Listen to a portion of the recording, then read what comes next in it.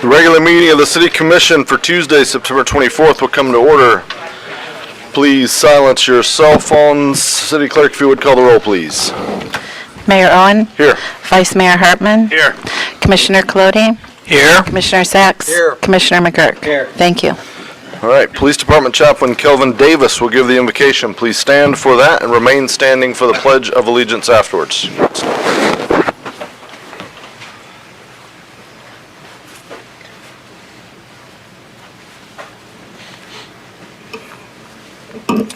We give honor to all the leaders and those that have gathered here today. Give honor to Chief New Smyrna Beach Police Department, Mayor, and Commissioners here, and all our family and friends that are gathered here today.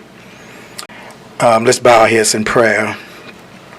Lord, as we gather today at this meeting, we ask that you will be in our midst. Help us to be able to discuss the matters at hand in a reasonable way and be willing to give up our own ways. Help us to make decisions that will be pleasing to you. Lord, we want to give you honor. We thank you, God, for the time we have spent to discuss and to make decisions. May you bless each one who took the time out of their schedules to come out today, and that your hand of protection be on us throughout the rest of the week. Let the work done here tonight come to fruition, and let all be for your glory. Help us to do our part to bring the plan of discussion to life. Lord, let us make a productive, and help us to keep you at the forefront of our mind and our hearts as we do the work that is set before us. In Christ's name we pray. Amen. I pledge allegiance to the flag of the United States of America and to the republic for which it stands, one nation, under God, indivisible, with liberty and justice for all.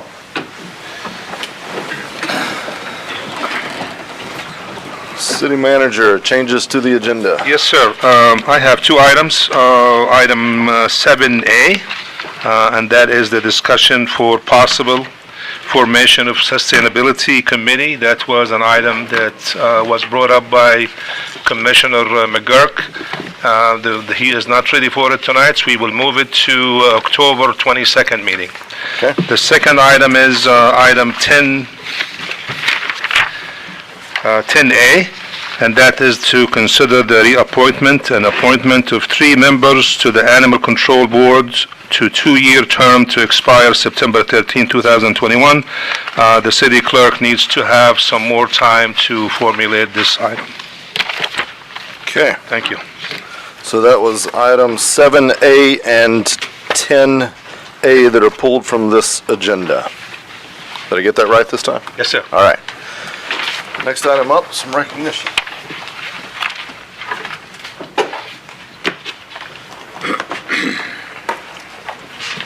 I'm gonna ask the McHenrys. There you are, right there. It's looking all over. If you'd join me up here, please. Right here for a moment. So we have a proclamation recognizing the Spring Hill Suites as an industry leader in sustainable environmental initiatives.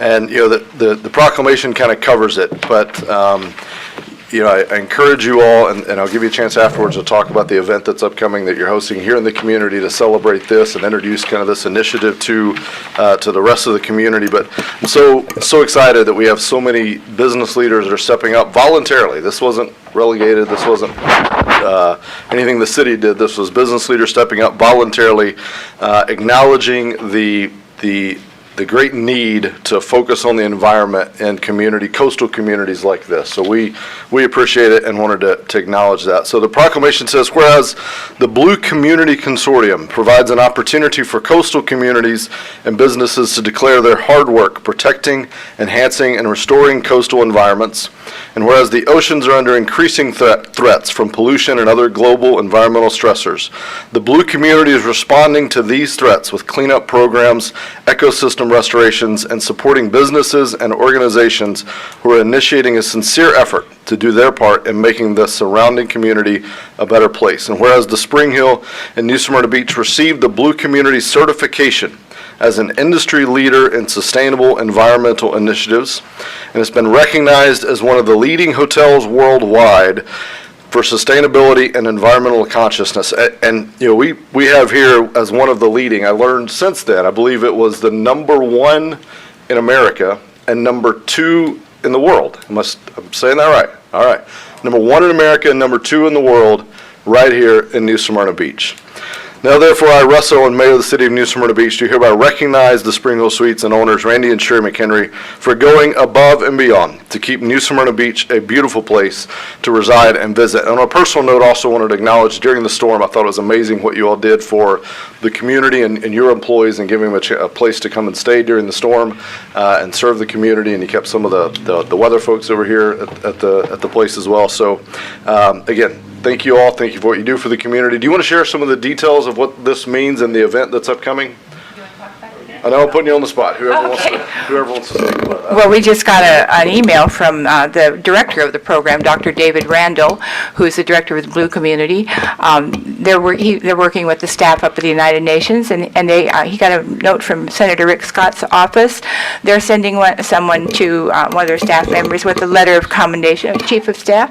And there are three of the other pilot programs beside the Spring Hill Suites is the third wave of the Marine Discovery Center, who've been working with them very closely, and they've done a lot of, they've made a lot of changes in their procedures, and they're doing, Marine Discovery Center has always been doing things all along.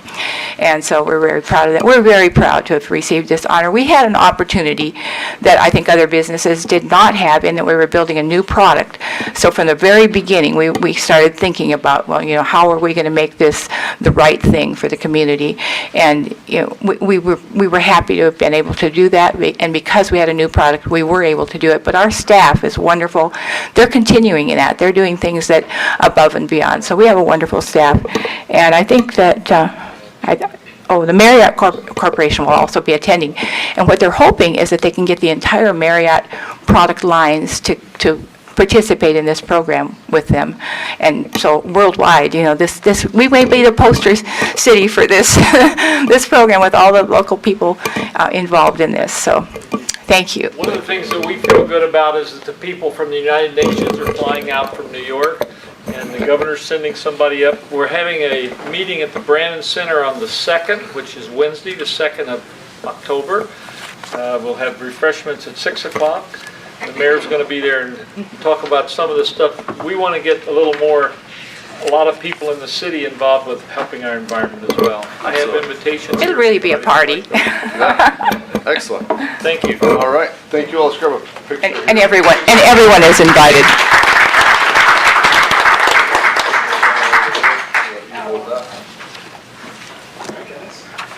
One, two, three. We'll do one more. 1, 2, 3. All right, thanks.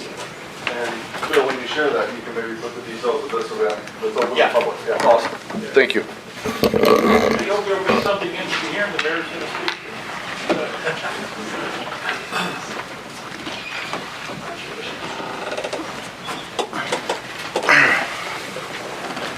All right. Next item up, a presentation on fire service in Volusia County and New Smyrna Beach, I guess we should add. Very good. Good evening, Mayor, Commissioners. There has been some discussion amongst city and county leaders, both elected and appointed, about consolidated fire service, meaning that all fire departments within Volusia County, city and county, would merge into one. And so I'm here to discuss give you a synopsis of the history behind some of this, savings, cost savings if there are any, and of course the hurdles that go along with that.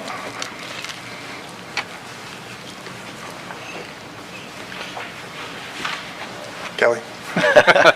Kelly? I want you to.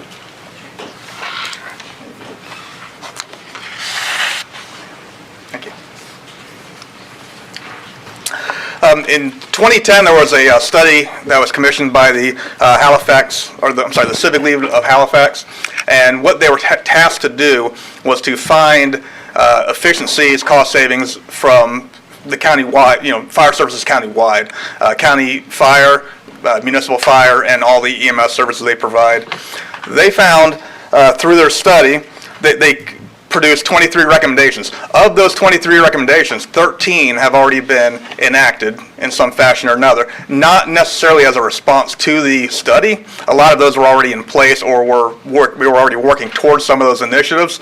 But when you look at the 23 recommendations from 2010, you can recognize 13 of them are already accomplished in some fashion, and 5 of them are not even valid because it was an if you don't choose this route, then this. So 5 of them were not really applicable to improving fire service unless we chose not to go a different route.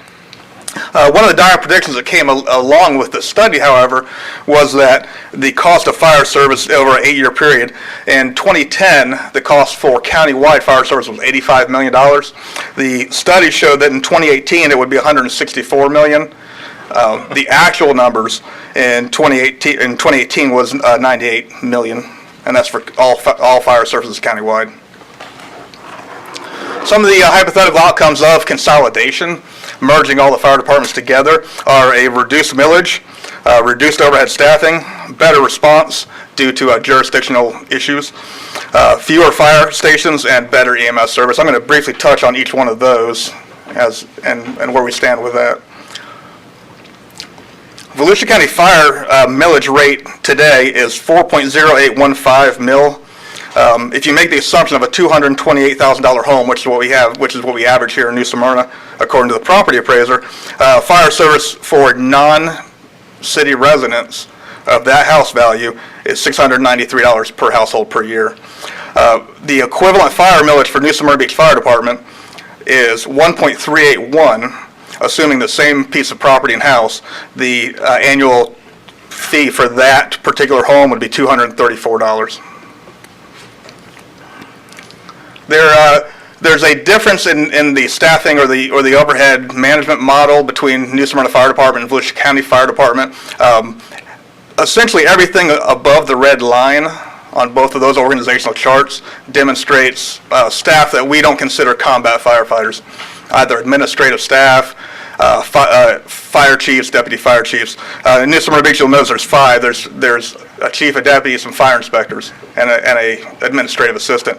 On the right-hand chart, you'll see the same thing. Everybody below that red line is considered a combat firefighter, or everybody above is a support staff or an overhead, what we would consider an overhead staff.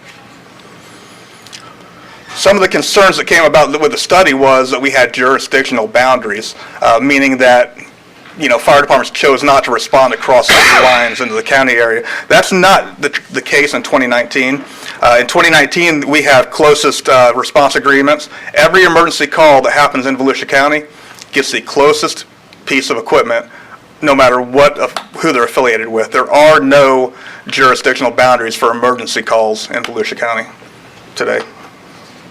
And in addition to that, we have a pretty robust mutual aid and auto aid agreement, meaning that we can, as situations escalate, we can pull equipment from throughout the county without having to seek authorization or anything like that. It happens automatically. It's almost seamless.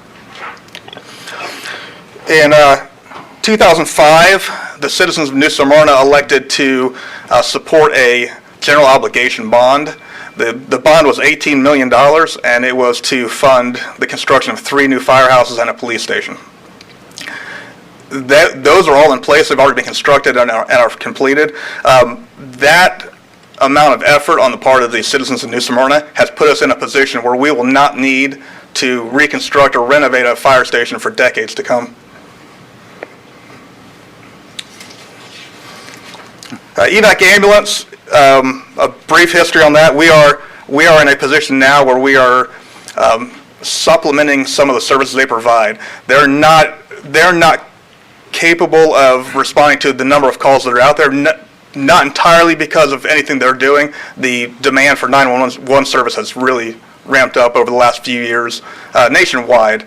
However, the commission has elected to stand up an ambulance here in New Smyrna, Edgewater, Port Orange to ensure that there is a ambulance available to take somebody to the hospital, no matter what kind of workload evac ambulance is under countywide. Some of the services we provide as a local fire department, we do a fire safety inspection program for all the businesses in New Smyrna. That happens at both the inspector level and at the company level. So our fire engines, our engine company people are out there doing legitimate building inspections, and our goal is to reach every business once a year. The intent of that is to keep these businesses from being impacted by fire, which trickles out into the community around it, causing blight on the community should they have a loss. So it's one of my primary goals is to keep these businesses in business. We also participate in the High School Medical Academy, basically bringing the kids at the high school into our field a little bit, kind of letting them get a sample of what we're doing. Community preparedness training.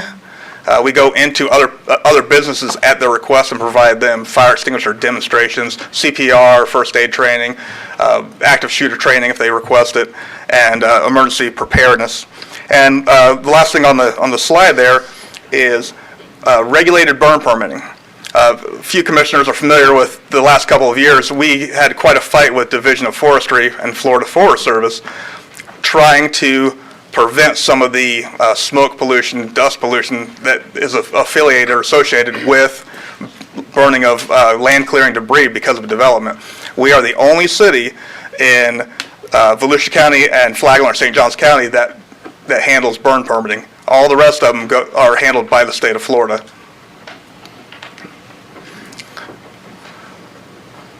Sorry, I'm going to go back. There are several types of consolidation that the study presented. I'm not going to go through each one of those. However, if you look at number 2, functional consolidation, it means that each entity retains its identity and its governorship from the local government, but they function as if they were one. Today, New Smyrna operates in much the same fashion. They are essentially functionally consolidated with Edgewater, Port Orange, Ponce Inlet, Volusia County.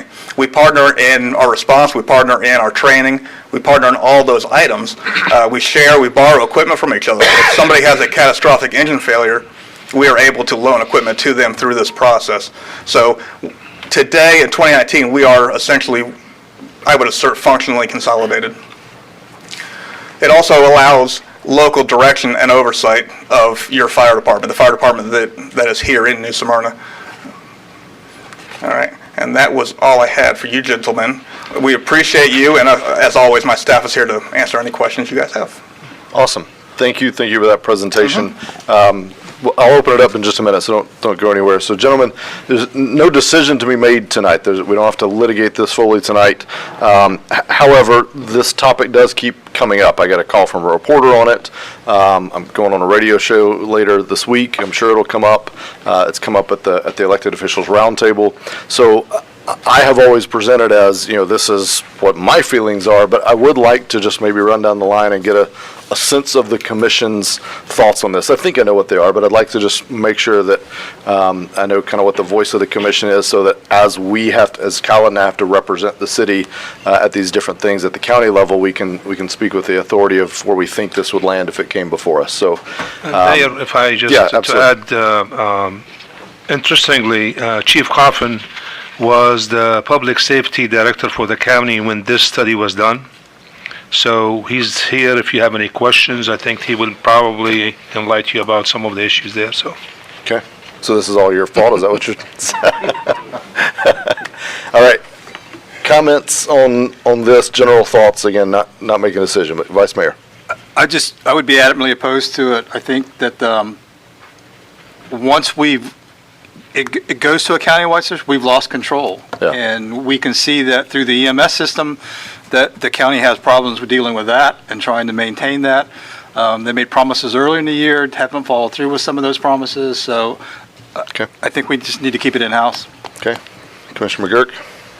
I think Commissioner Hartman said it head on.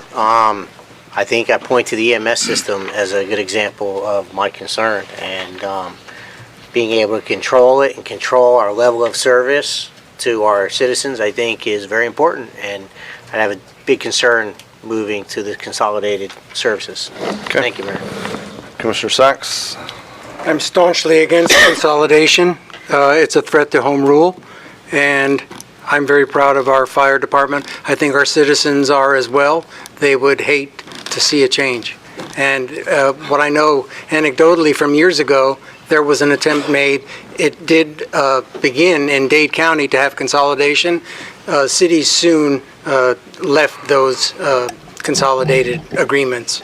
So I don't support them at all. Okay. Commissioner Clody, we're already outnumbered, but what's your thoughts? Well, let me start here by saying that consolidation is good in a lot of instances. It always helps the lowest level provider in the group help themselves and help the county. We're not the lowest level, we're probably up at the top. So I think the facts and the numbers speak for themselves. Keep it the way it is. Keep it going the way it is. And on the EMS end, maybe we can do that too, same way. Separate ourselves. Okay. I felt like that was the sentiment of the commission. If you call it my quote in the paper, that's basically Commissioner Colodey's comments is what I was echoing. That, look, it always sounds good on paper. It always pencils out on paper. But in practice, which we have an example of the practice with EVAC, and you have communities up and down the coast that are having to backfill to make sure the level of services are provided to the people that we have to look in the eye and represent. And I think right now we're doing a fantastic job of that. I think the entire Fire Services Department is doing a fantastic job of that. And I wouldn't want to see that change in any way. So I would echo my colleagues. In fact, I would go one step further and say I'm angling the other way. I would like to see, if you drive a few places around because of the enclaves and the things we have in New Smyrna, we have county presence here. I think it's probably more efficient if all of that kind of went away eventually. So that's kind of the long-term vision. So, all right. Thank you. So now you know where we stand, in case there was a question. Next item up is public participation. This is your chance. You got 3 minutes. Speak on any item, any city business you would like to address with the commission. I'd ask you to keep it professional. Come ahead, sir. Yeah, absolutely. Good evening, Commissioner. Good evening. Give your name and address for the record. My name is Rex Zimmerman. I live 813 Locust Street, which is Zone 1. My purpose of addressing the commission this evening is there is a development that is taking place. Bear with me, I'm not a great public speaker. So the concern is twofold. We have the lowest topography in our area where the development is taking place at 811. I'm very happy that it's a Hickson development. However, I have images that show that it is somewhat of a runoff area that we've had in our area that's been able to overflow for any type of storms. And so we've been fortunate that we had this lot. Our concern in the area, the adjoining property owners, is that when this is developed, essentially about 60+% of the property, there won't be any overflow going into the drainage that is right in front of the property that's underway under development right now.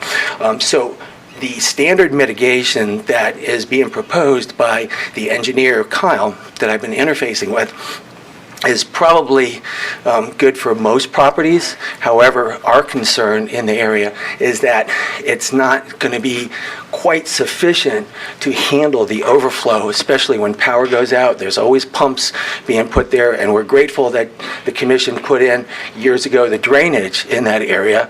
However, in a 20-year storm that we do get quite frequently, more often than not, it does create an overflow that does not handle all the water. So that is really our concern. It's not a standard mitigation that needs to be done on that. The images that I show, or that I have that I can give to Kelly or whomever, show that the lot does recede quite dramatically in its current state, in a natural state.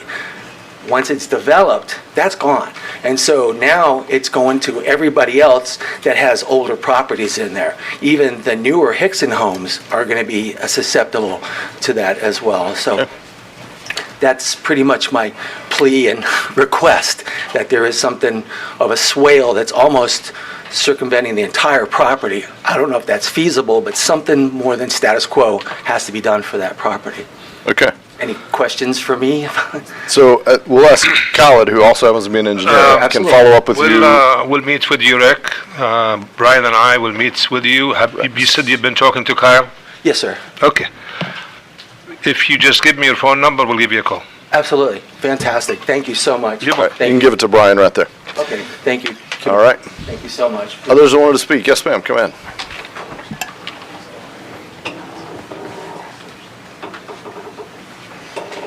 If you have something to give it to the clerk right over here, and she'll pass it out to the commission.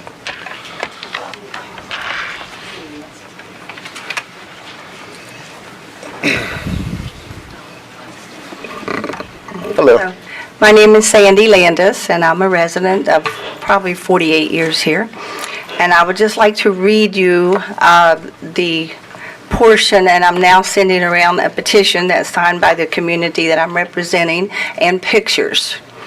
This property is located at 1270 Kennard Street, New Smyrna Beach, and it is a health hazard and is presenting many safety issues, creating rat infestation for the entire neighborhood and causing a general embarrassment for the residents of this community.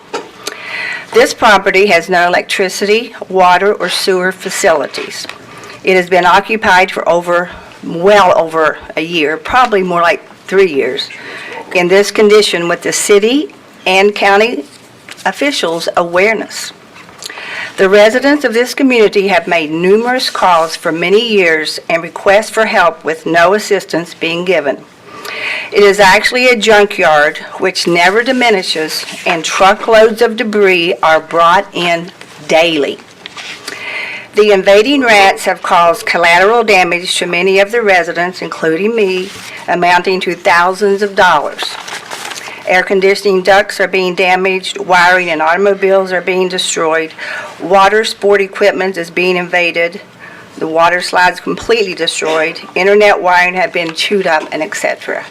So I'm here to represent this community, that you guys are aware of this, and I'm now looking at you, and we're at your... Okay. So I appreciate you coming and sharing this with us, and Khaled, we've got the petition, can we keep this petition and these pictures? All right.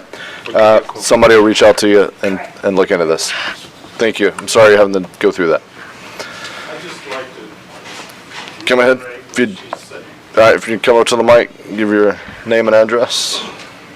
My name is Jim Devana, 1152 North Gulf Lake Drive, New Smyrna. We've been here about 14 years. It's a mess. It's really a mess. It's a junkyard. And when I hear here tonight, there's no electricity, there's no power, there's no water. It's a junkyard. And we're down the road a bit. We've seen evidence of rats. And I just wanted to reiterate what she said. Okay. Thank you for sharing. We'll definitely look into it. Yes, sir. My name is Lee Griffith. My wife, Kathy, and I own about 45, 50 acres back by the area that's in question.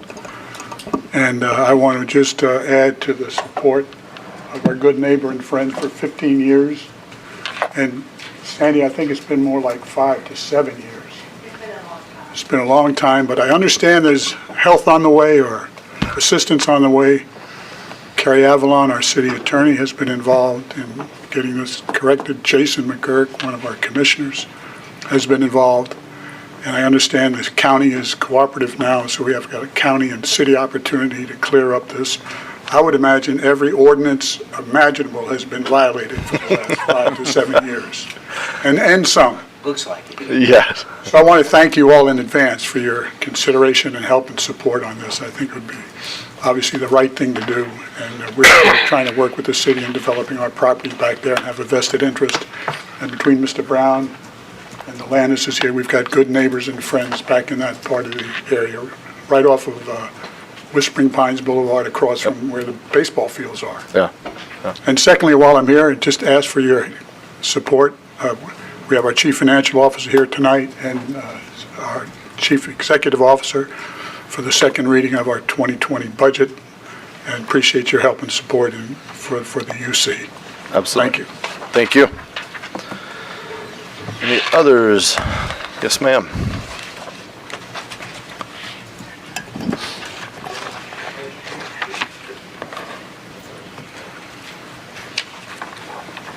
Good evening, Commissioners. I'm Ann J. Beretta Herman, 108 Esther Street, New Smyrna Beach. As many of you know, I live in the Coronado Historic District, and I have been an outspoken advocate for preserving the charm of New Smyrna Beach. I serve on the Historic Preservation Commission and as a co-chair of the Residents Coalition Charming Home Tour that's held each March. I'm here in support of the development and adoption of the Neighborhood Compatibility Ordinance that would preserve the housing diversity of our city. Along with many others, I am dismayed with the rate of demolitions and clear-cutting in our city that destroy the smaller, low-profile homes built in the 1950s and 60s, and then replace them with large homes, which are affectionately referred to as McMansions. These homes are often not to scale, and although they meet existing height and setback codes, are seen too large for the neighborhood. No doubt, the demolition and the new construction of these homes is a boon to our building industry, but this trend comes at a cost of altering the character of our city. At last night's Historic Preservation Commission meeting, an independent survey conducted by the Smyrna Archaeological Research Institute found that of the 125 historic homes and contributing structures originally identified when the Historic Condition District was created, only 83 of those 125 homes remain. And I need to repeat that, only 83 of the 125 remain. At this rate, we will no longer have a historic district on the beach side. It must be acknowledged that the beachside historic district lines were drawn to cover a very small portion of the beachside, and that many of the demolitions that are now taking place are outside the district over which the Historic Preservation Commission has no jurisdiction. So the burden lies in great measure with the city to work towards slowing these demolitions.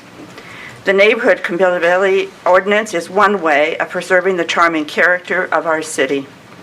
Efforts by the Planning Department to encourage renovation rather than demolition, and to work with property owners to consider options to overlarge homes that effectively destroy the charm of our city is another option. I know there will be strong opposition from builders and from private property advocates, but New Smyrna Beach benefits from its reputation as a charming beachside community. We cannot risk that reputation. So I, along with others, urge the Commission to give due consideration to a neighborhood compatibility ordinance. Thank you, gentlemen. Thank you. Yes, sir.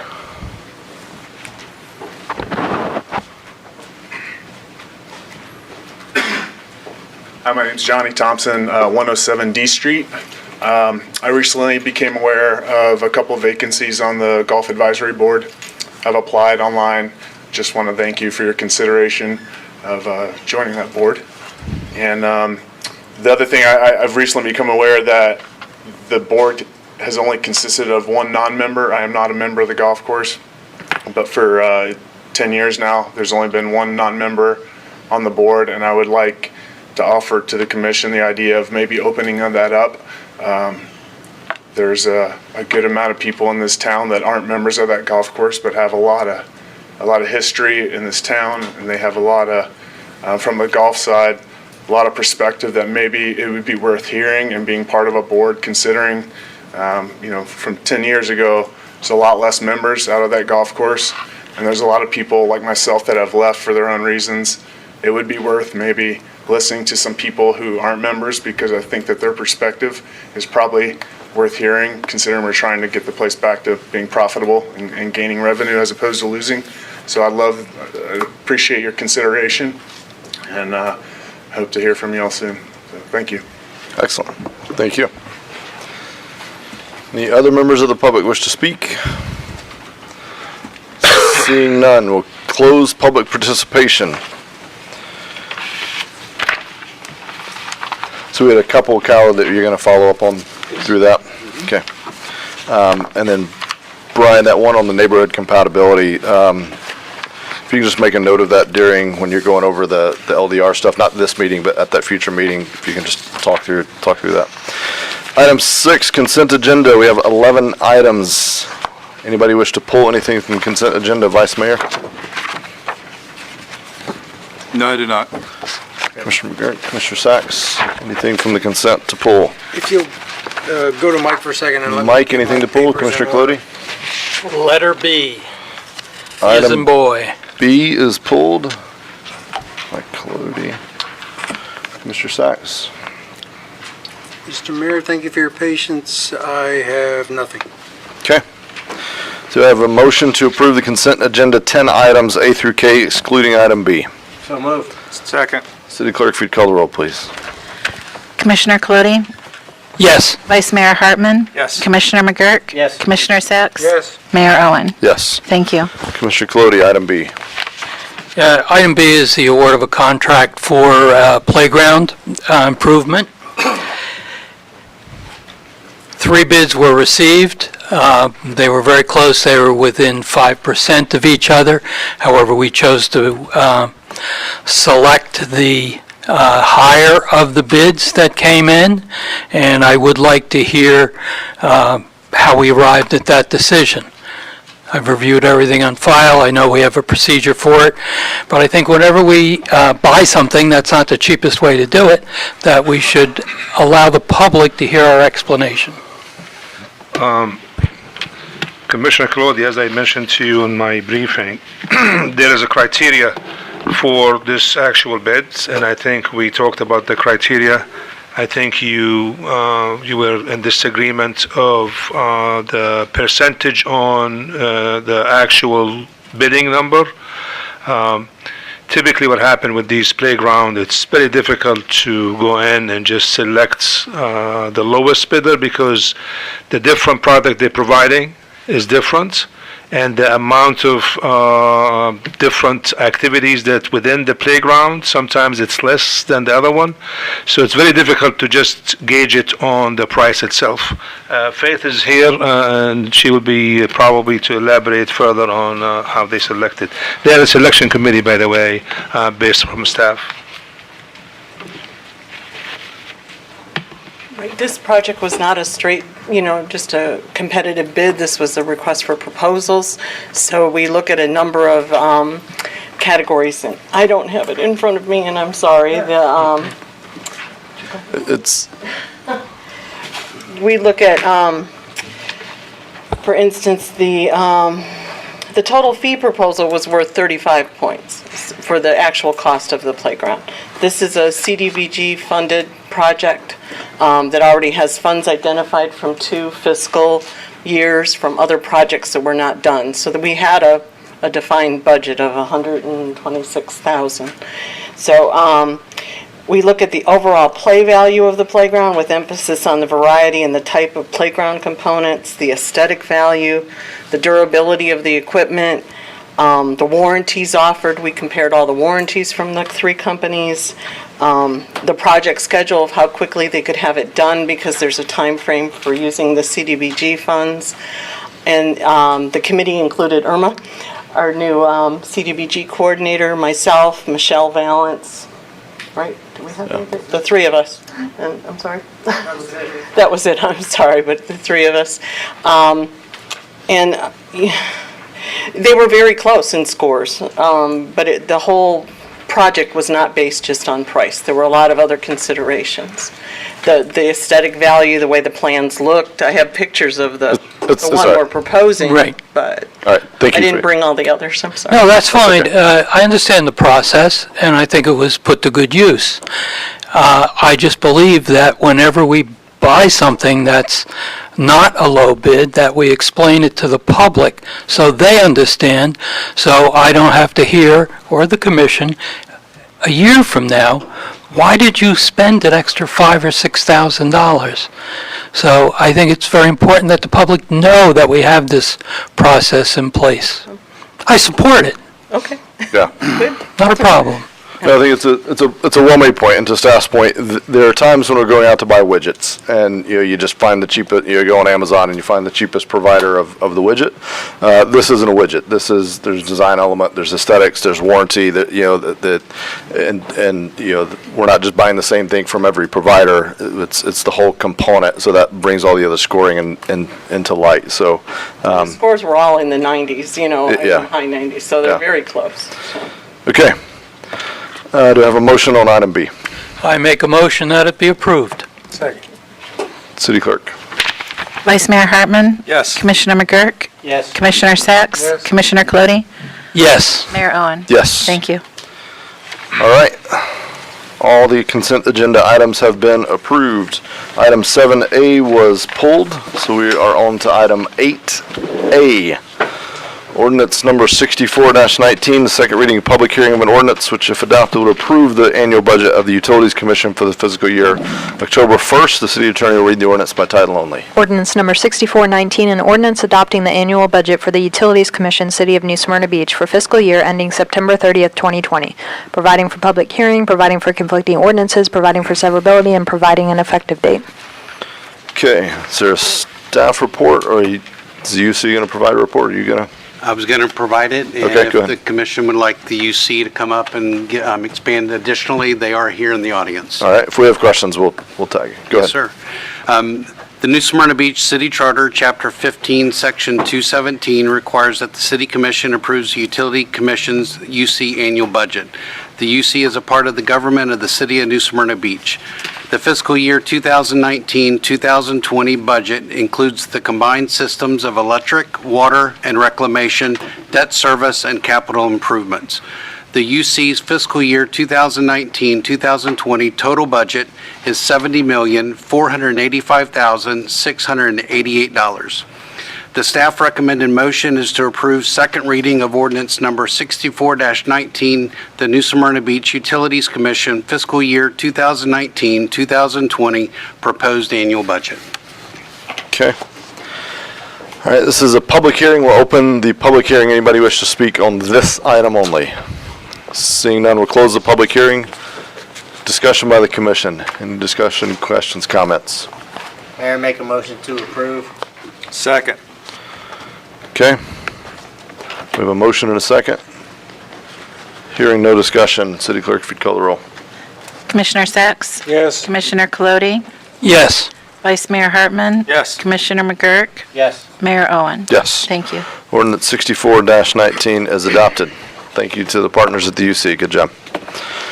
Resolution 49-19, public hearing to consider the approval of the final New Smyrna Beach operating millage rate for fiscal year 2019-20. City Attorney, read the resolution by title only. Resolution number 4919, a resolution of the City of New Smyrna Beach, Florida, determining the amount and fixing the rate of taxation and making the annual property ad valorem levy in the amount of 3.7421 mils per $1,000 of non-exempt assessed value for general fund operations of the city for fiscal year beginning October 1, 2019 through September 30th, 2020, which represents a 4% increase from the rollback rate of $3.5982, and providing an effective date. Okay, this is a public hearing. Any members of the public wish to speak on this item? Seeing none, we'll close the public hearing.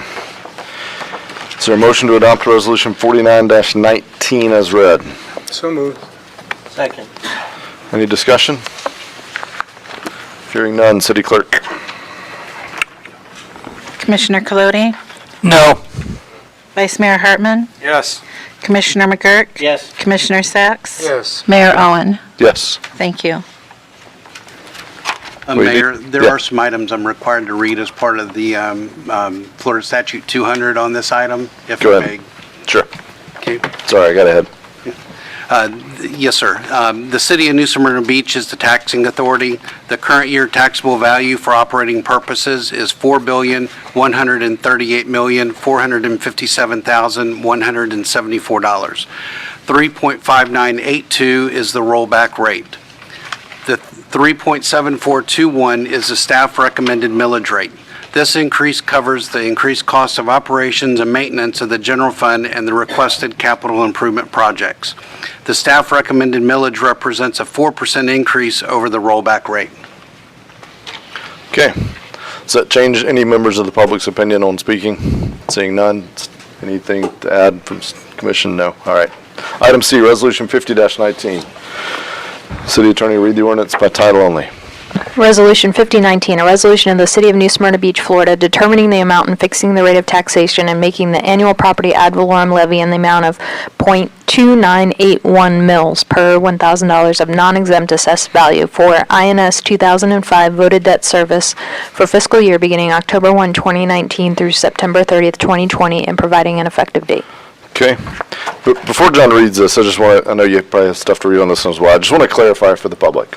We're breezing through this. It's not because we don't take the budget seriously. It's because this is the probably 5th, 6th, 7th something time we've discussed it at length, including one entire day of sitting here with every department leader. So if you're just tuning in and thinking, gee, they're not even discussing approving a $50 million budget, it's been discussed, trust me, and I can point you to the video. So, sorry, just had to say that. John, go ahead. Yes, sir.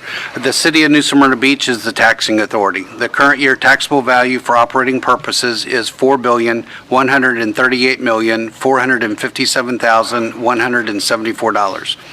0.2981 is the staff recommended millage rate. This covers the increased cost of principal and interest of the debt service of the INS 2005 general obligation voted debt service. The staff recommended motion is to approve resolution number 50-19, the final New Smyrna Beach INS 2005 voted debt service millage rate of 0.2981 for fiscal year 2019-2020. Okay, this is a public hearing. Any members of the public wish to speak on this item? Seeing none, we'll close the public hearing. Is there a motion to adopt Resolution 50-19 as read? Move to approve staff's recommendation. Second. City Clerk? Vice Mayor Hartman? Yes. Commissioner McGurk? Yes. Commissioner Sacks? Yes. Commissioner Colodi? Yes. Mayor Owen? Yes. Thank you. Resolution 51-19. City Attorney, read the ordinance by title only. Resolution, sorry, by title only. Resolution 5119, a resolution of the City of New Smyrna Beach, Florida, determining the amount and fixing the rate of taxation and making the annual property ad valorem levy in the amount of .1554 mils per $1,000 of non-exempt assessed value for INS 2018 voted debt service for the fiscal year beginning October 1, 2019 through September 30th, 2020, and providing an effective date. John? Yes, sir. The City of New Smyrna Beach is the taxing authority. The current year taxable value for operating purposes is $4,138,457,174. 0.1554 is the staff recommended millage rate. This covers the increased cost of principal and interest of the debt service of the INS 2018 general obligation voted debt service. The staff recommended motion is to approve resolution number 51-19, the final New Smyrna Beach INS 2018 voted debt service millage rate of 0.1554 for fiscal year 2019-2020. Thank you. Public hearing, any members of the public? Seeing none, we'll close the public hearing. Is there a motion to adopt resolution number 51-19 as read? I'll make that motion. Second. City Clerk? Commissioner McGurk? Yes. Commissioner Sacks? Yes. Commissioner Colodi? Yes. Vice Mayor Hartman? Yes. Mayor Owen? Yes. Thank you. Resolution 51-19 is adopted. All right, Resolution 52-19, City Attorney, read the resolution by title only. Resolution 5219, a resolution of the City of New Smyrna Beach, Florida, adopting the budget for the fiscal year beginning October 1, 2019 to September 30th, 2020, and providing an effective date. Okay, John, in addition to your standard reading, if you would, just for my benefit, we got something, just as we sat down, that says revised final proposed. Any significant changes you need to point out to us in this? No, sir. The only difference was, after speaking with a couple of staff members, some of the encumbrances that we had planned to carry forward into the next fiscal year are not. They're going to be closed out before 9/30, so that's why it was revised to reflect this. It was a difference of $14,101, I believe. Okay, got it. Go ahead and read your part. Okay. I have a short presentation right here. Okay, got it. And what this presentation will do is to show the difference of how we got from the September 11th public hearing to tonight's final public hearing on the budget. So as we've already discussed, the three millages that were just approved, I want to point out that the final operating millage of 3.7421 will generate $14,715,195 in tax revenue, or 47.39% of the $31,045,770 general fund budget, which this number excludes the Brandon Civic Center and the golf course operations. The total citywide budget that's presented to you in the revised Exhibit A is $76,643,719. I reached out to all of the finance directors or looked at city agendas and the news journal, and I was able to come up with everyone's final proposed millage rates. And I'm able to, down there on the second from the bottom, New Smyrna Beach is still the second lowest at 3.7421. I want to point out that this is only operating millages. There's no voted debt service in any of these millages. And also, just to add to this point, if you add the assessments that Dayberry has to their millage, they would be a lot higher than us, so. I like it. Can we change the graph to show that? Absolutely. So I just want to kind of point out what has changed from the September 11th to today. There's been no change in any of the operating budgets or capital budgets from previous.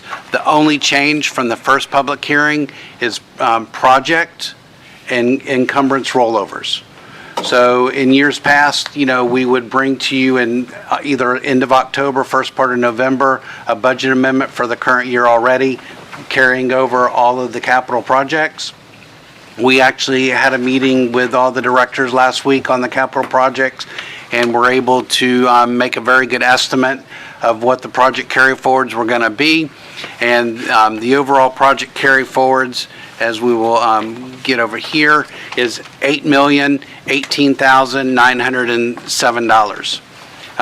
In addition, on the revision is we've gone, as we'd spoke at our workshops, where we're doing all of the capital projects in Fund 302. So it's prudent that for Fund 109, we rename it, our fund description, to the Transportation Impact Fee versus Transportation Capital Fund. Also, for Fund 209, it was labeled Debt Service Geo Bond 2005. Now that we've issued the new Geo Bond for the Turnbull Creek land acquisition, we're paying all of the debt service out of that fund as well. Also, I just needed to add to the list of capital outlay that was covered under the August 20th meeting that was not in the previous capital outlay for next year is we discussed, and it was agreed to, the Faro 3D mapping that will be paid out of police impact fees, and the unmanned aerial system, which will also be paid out of the police impact fees. So this had no change to the general fund. And then also, we have the purchase order encumbrance carry forwards. So in the general fund, we identified $183,571 in purchase orders that needed to be carried over into fiscal year 1920. And in the airport fund, we needed to also increase purchase orders of $225,669. So this is in addition to the capital projects that also either have a budget amount that the commission has approved, like the AOB site, which has, was approved for $50,000, but we don't have an encumbrance yet. So altogether, that's where the overall increase of $10,368,833 comes from in the net change from the first public hearing to this evening. So the overall final budget would be $76,643,719. So if there's no questions on the change, I can go into my required reading. Go ahead and get that done. Okay. The budget includes all operating and capital costs for fiscal year 2019-2020. The City of New Smyrna Beach is the taxing authority. The fiscal year 2019-2020 budget includes the general, special revenue, debt service, capital, enterprise, internal service funds, and the CRA. Per the city charter, the city manager must submit an annual budget. We have provided an annual budget at the fund level. The citywide fiscal year 2019-2020 budgets for all funds is $76,643,719. The staff recommended motion is to approve resolution number 5219, the final budget for fiscal year 2019-2020 of $76,643,719. Okay. This is a public hearing. Any members of the public wish to speak on this item? Seeing none, we'll close the public hearing. Do I have a motion to adopt resolution 52-19 as read? Move to approve staff's recommendation. Second. Any discussion? Yes, Commissioner Colodi. I don't support the budget. Okay. Basically, I think that when times are very good as they are right now, we should not be looking to increase the amount of money that we're collecting. We could reduce it. I understand that we've cut the original request from 7 to 4%. 3% I felt could have been gained by looking more carefully at the individual department budgets that came out. I think that there was room in there to make some reductions. It's true, we might have had 7 different budget sessions, some of which were all day long. However, I don't think that the commission had adequate time to delve into those individual budgets as they came along. The mayor specifically said we're not doing a line item review. I probably should have objected more strenuously and carried out with some more of my review. I just think we spent too much. Now, I know that we're making great strides in improving our internal methods of accounting for what we do, making our efficiencies better in the long run, but I think we should have spent a little more money on what people see, what they drive on, and how improvements are carried forth. There's some specific items that I had been looking for. One was the improvement of Washington Street, which has been talked about for years and which is problematic. I felt that it would be appropriate for impact fees, but I think that we still should have budgeted money for doing a true conceptual plan so that we could see if impact fees could be used for that. We're not doing that, so we won't know. So another year is going to go by with people in wheelchairs going down the street instead of on the sidewalk because there's utility poles in front of them. I think we look an awful lot at doing this as a business, which it is, and we have to be very careful about how we do that. But sometimes I think we lose sight of what the people see and what the people would like to see. Some examples are Magnolia, where we put some speed bumps in. Maybe we should have done more for them. Maybe we should have expanded upon that in more of a permanent way. but we had budget constraints. We didn't really go into that. And there's nothing in this to improve upon that situation now. Another area is we're buying Turnbull Creek. We're buying properties around it.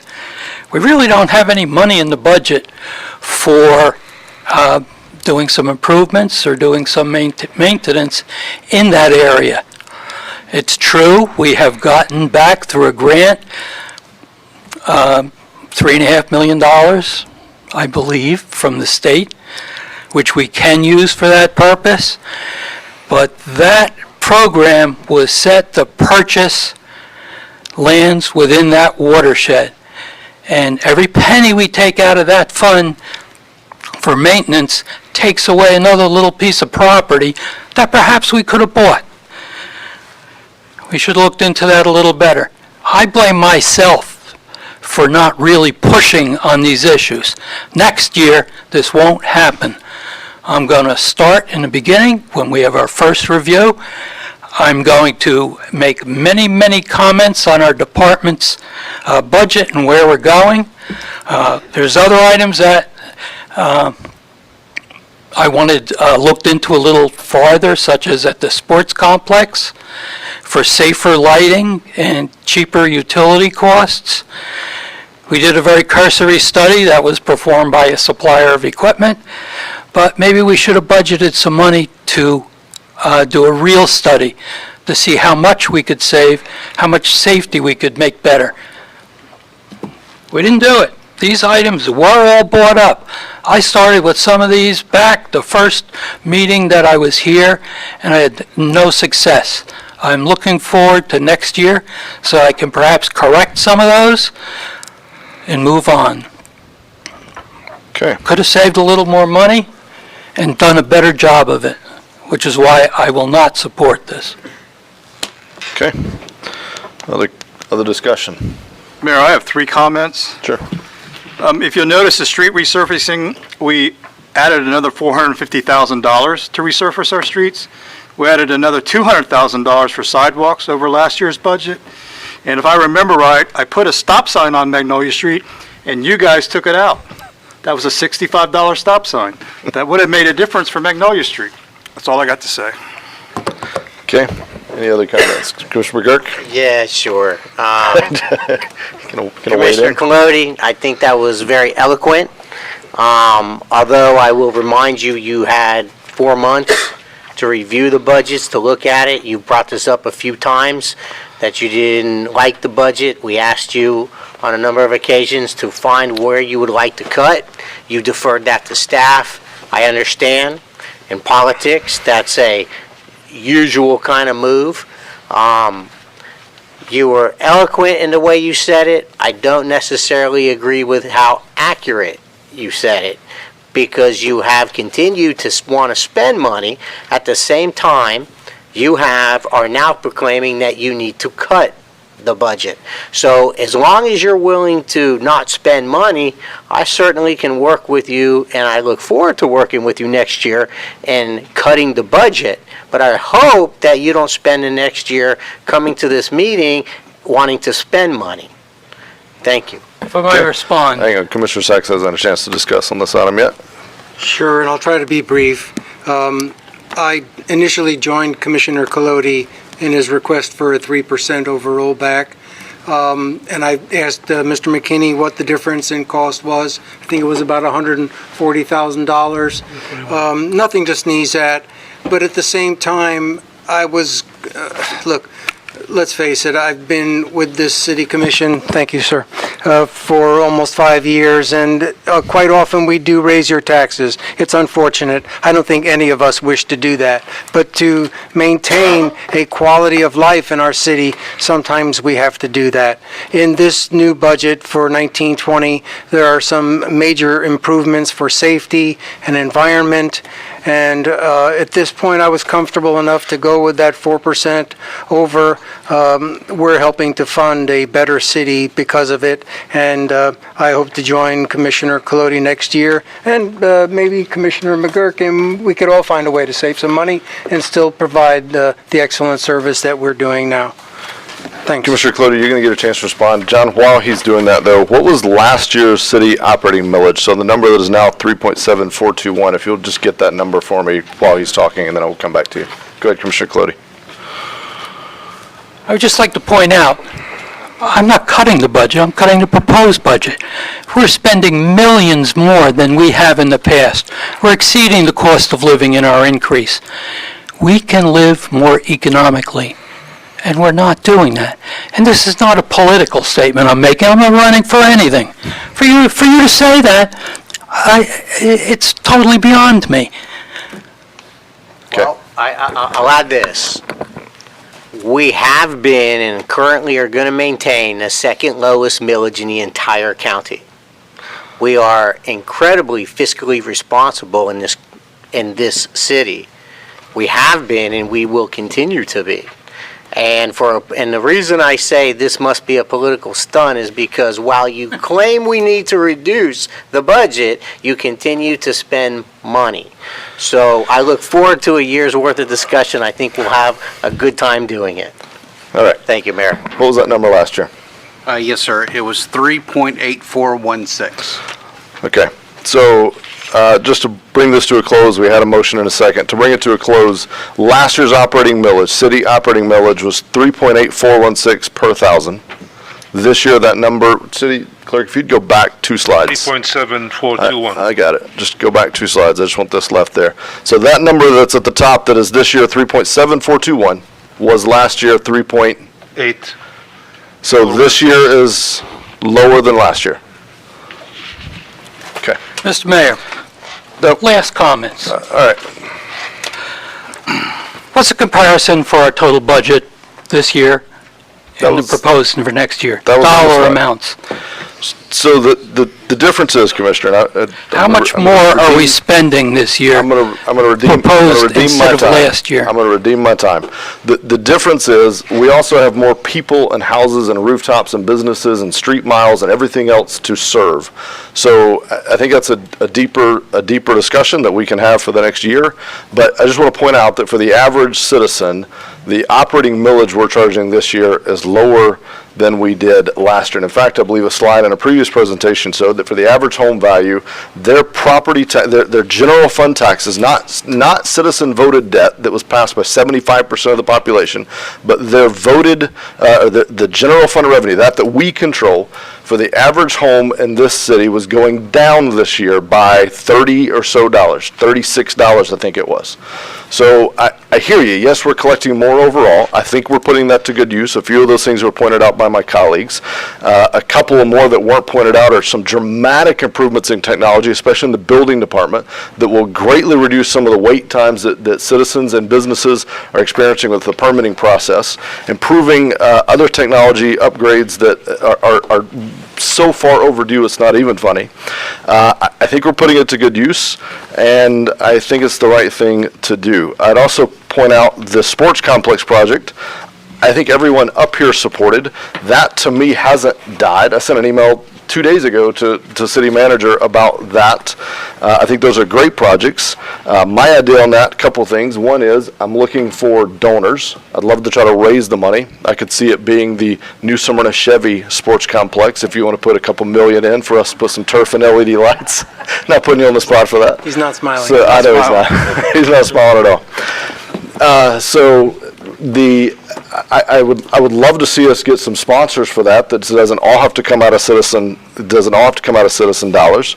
If not, I think those projects still have an ROI.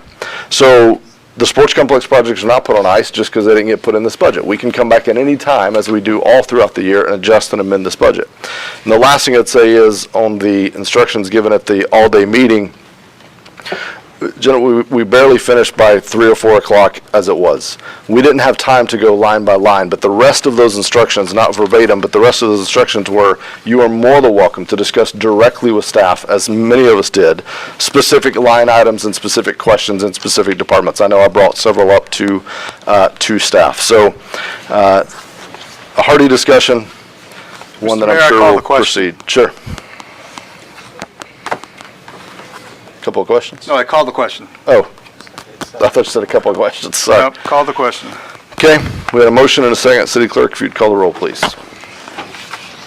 Commissioner Sacks? Yes. Commissioner Colodi?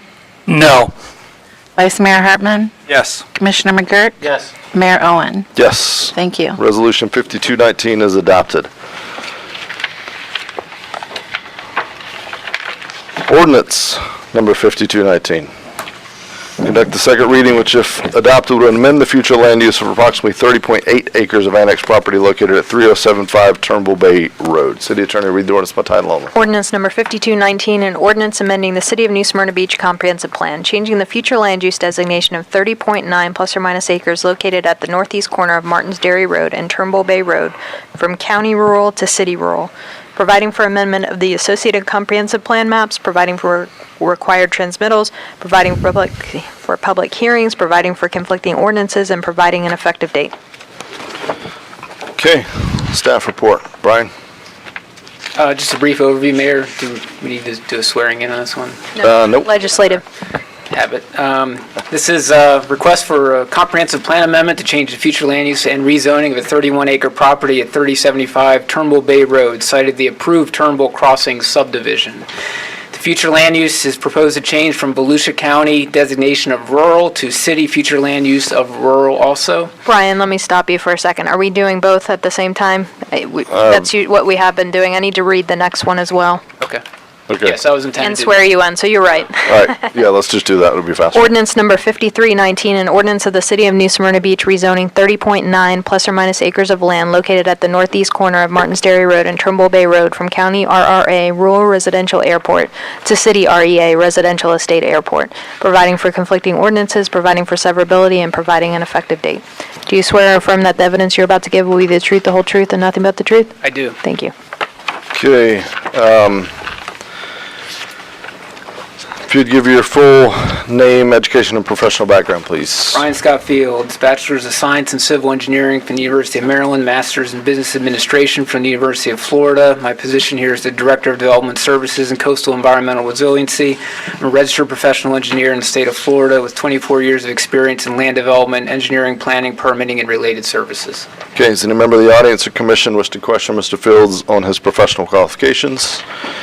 If there are no objections, qualifying him as an expert witness in the area of land development. Seeing none, he's determined to be an expert in the area of land development and qualified to give opinion testimony on land development matters. Gentlemen, this is a quasi-judicial hearing. Any ex parte communications to disclose, Vice Mayor? No. Commissioner McGurk? Nope. Commissioner Sacks? None. Commissioner Colodi? No. And I have none as well. Thank you. All right. Mr. Fields, are you familiar with this request? Yes. Please state whether it's consistent with the comp plan and your recommendation on this application. Yes, it is. Staff recommends approval. Just a brief staff report to cover the two items. Again, the future land use changes from Volusia County rural to city designation of rural. The rezoning is from Volusia County zoning of rural residential with airport overlay to a city zoning of residential estate with airport overlay. This property was annexed into the city in June of 2018 with the requirement to submit an application to amend the future land use and zoning to a city designation within 1 year of the annexation approval. Those applications were submitted within that 1-year requirement. Going back to the June 25th, 2019 City Commission meeting, the Commission approved the final subdivision plat for the Turnbull Crossings. So this one was taken just a little bit out of order in that the future land use and rezoning was not done at the time of annexation. So this is really just a final administrative step in the process for this project. This item went to the Planning and Zoning Board back in April of 2018. The board voted to recommend approval by a 6-to-1 vote. The proposed city future land use of rural and zoning to residential estate is consistent with the approved Turnbull Crossings plat and development plans. Staff recommends approval. We're here to take any questions. Okay, would any member of the commission or the applicant like to question Mr. Fields on his testimony? Yes, Mr. Mayor. Yes. For the record, Mr. Fields, this property, is it in the 100-year floodplain? Have to look at the map to see which portion of it is. I think the engineer, Mr. Storch, is here. I don't have the development plans in front of me. So let's hold that question until we get to the applicant's presentation. Any other questions for Mr. Fields? Seeing and hearing none. Oh, Yes, sorry, go I ahead. actually do, and if Mr. Fields can't, maybe Mr. Storch can provide that. I did notice that the soils are subpar for septic tank compatibility. That's my opinion. Might you agree, they're not the best? I understand, I mean, this was discussed at the time, the plans and plat were in front of the commission about the soils, and they went through the higher level of septic tanks that were proposed and committed to for this project. I think that's not subject to this agenda item, but we would be glad to follow in more detail as needed. But it has been approved with the intention to provide septic tanks. Yes. I just have to add for the record also, I recently received very good advice on the compatibility of soils, septic tanks. We currently have 90,000 in the city, in the county. We're trying to get rid of them everywhere, and now we're about to approve some more. We just we're spending $9 million on preserving land, yet we're approving septic tanks. It's kind of schizo, for lack of a better word. So, I just think it's unwise to approve building with septic tanks in this day and age. That's all I have. Thanks. Okay. All right, we'll now hear from the applicant, or any witnesses from the applicant. For the record, my name is Glenn Storch, and I have been representing the applicant. In this case, the reason why you had this sort of schism between the time frames for the subdivision and time frames for the zoning and administrative comp plan designations is because this was a piece of land that was actually in the county. It was a county designation land. It had county zoning for it to allow 1 acre lots, and it was done that way partially because it was such a good place for septic tanks. But more importantly, if the UC had the ability to service this area, there would not be any septic tanks. So we want to make that clear. And I know that the UC, because I've been to one of their meetings, the UC is now working on trying to provide service to areas, these pocket areas that they have not been able to provide in the past. So we're working together on that. But in this case, the 1 acre lots, the soil types they have for those 1 acre lots, they're high sandy soils. That should be the best of all possible worlds if you're going to have septic tanks. I have a problem with septic tanks in various areas. I have a problem with septic tanks in high densities, close to waterways, especially class 2 waters. Those are real issues that we need to address. There's an issue down on the beach side that needs to be looked at some point. This is not a place that's a big deal for septic tanks, but I should point out what we're doing here today is only following up on the administrative requirements for the comp plan and the zoning. And again, the reason for that is because when they looked at the idea of dividing the property up, doing their subdivision in the county said, well, there's an interlocal agreement, the city should do this. The city should look at the subdivision and approve it under our zoning. The city said, well, it's not in the city yet, so we really need to have it annexed first. And so that's what happened. We annexed the thing. We went through the subdivision process with the agreement that we would come back and make the application for the appropriate zoning and comp plan, which we have done. And it's all very consistent with what was there before with the county. So hopefully that's what we've done. But we just try to, like I say, this process tonight should be fairly easy. It's not like we're requesting anything other than to be consistent with the city requirements. Okay. Does any member of the commission wish to question Mr. Storch on his testimony? Hearing none, we'll now hear from members of the public wishing to testify. Please limit your remarks to matters which you have personal knowledge. Do any members of the public wish to testify on this item? Step right up. No, you gotta come up. You're going to have to be sworn in.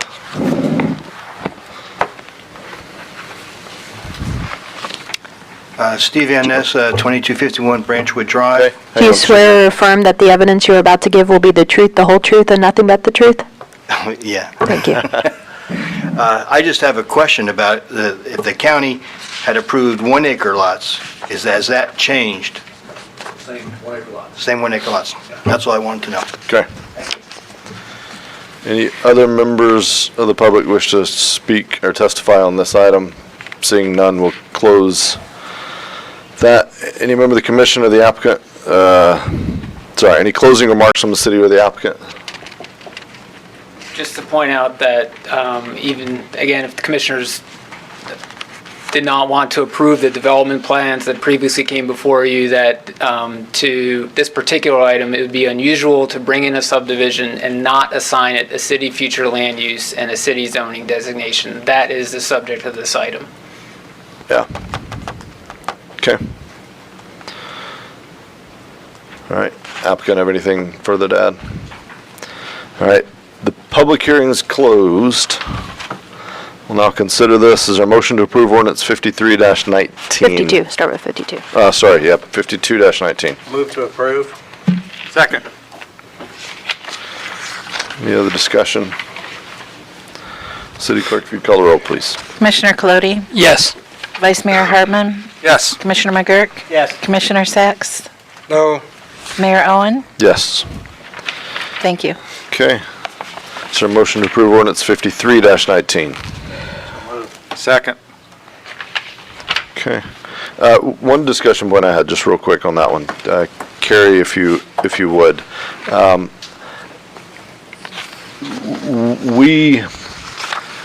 hate to put you on the spot with this, so dance is needed, but it would be, we can't really deny someone use of their property. We all agree we don't like septic tanks. I think most property owners even agree they don't like septic tanks. Mea culpa, I'm living in a house that's on a septic tank. I didn't like that, but there's no sewer in front of my house. So I didn't have an option. Just because of that, because they don't have service, is that a legitimate reason to not allow something? No, so kind of jumping around a little bit, as the applicant pointed out, the reason for these applications is they tried to develop and the county wouldn't process their application. They said the city needed to do it per the terms of the interlocal service boundary agreement. So they were forced to the city.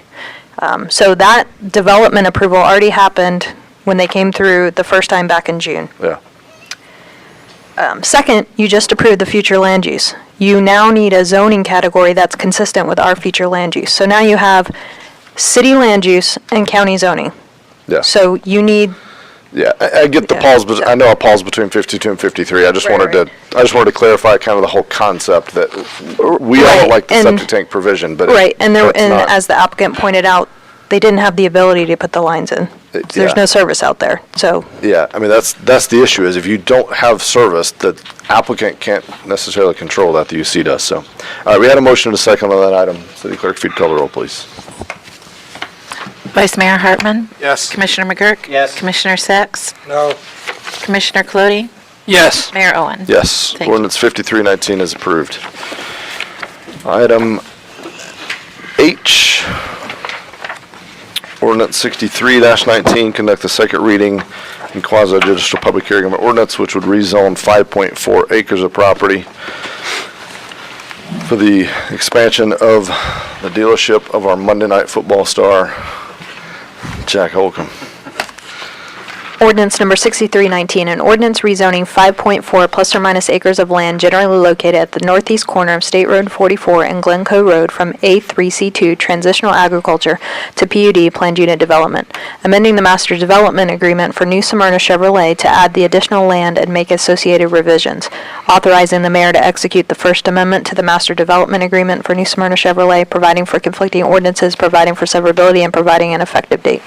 Okay, gentlemen, this is a quasi-judicial, so this is the time to disclose ex parte communications. Vice Mayor. I drive by there daily. Just had a brief discussion with Mr. Holcomb. Okay. I did have a phone call with his attorney. Okay. Commissioner Sacks. Commissioner Colodi. I spoke with Mr. Holcomb briefly. Okay. I also had conversations that meandered through this topic with both his attorney, and Mr. Holcomb, although he was much more focused on the football game, I think, than my conversation. But Is there any information you all heard that's not contained in the record that's already been presented tonight? Thank you. not on my part. All right, I heard all no definitive no's. Thank you for clarifying that. All right, Mr. Fields, you're still under oath. Are you familiar with this ordinance, and can you state whether it's consistent with the comp plan and your recommendation on this rezoning? Yes, I'm familiar with it, and yes, we recommend approval that is consistent with the comprehensive plan. Have a brief overview of the item, going to hit some key points. I know there's some questions. The applicant is here as well. I'm going to speak to this slide up here, which is page 654 in the agenda packet. I think it really illustrates what we're going to be talking about with this property. So this is the First Amendment to the existing recorded New Smyrna Chevrolet PUD Master Development Agreement, MDA. The original MDA area where the existing dealership is about 9 acres. And we'll refer to that as Tract 1 in our discussion. This amendment includes an additional 5.4 acres to the west, consisting of 2 tracts, Tracts 2 and 3, bringing the total to approximately 14.4 acres. The dealership is seeking to expand by this application by developing Tract 2, which is immediately adjacent to it to the west. That's 2.9 acres. That proposed 2.98 acre Tract 2 would be added to the existing PUD area along with the Tract 3, which is 2.5 acres at the corner of the property, which is still under separate ownership and is not proposed for development at this time.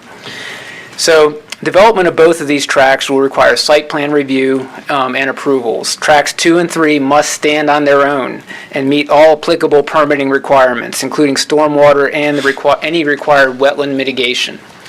So the proposed Tract 2 is intended to be used solely for vehicle inventory parking, and that's in the MDA. So it has one use in the MDA. It's just an expansion of their existing vehicle parking area. It's the site conceptual plan that we have shows approximately 184 parking spaces for that inventory. So for Tract 2, the existing pond on Tract 1 will need to be expanded to meet the stormwater needs of Tract 2. It's important to note that the variances that were previously approved for Tract 1 do not carry over to Tracts 2 or 3. No variance requests have been made for Tracts 2 or 3, and at this time, none are expected.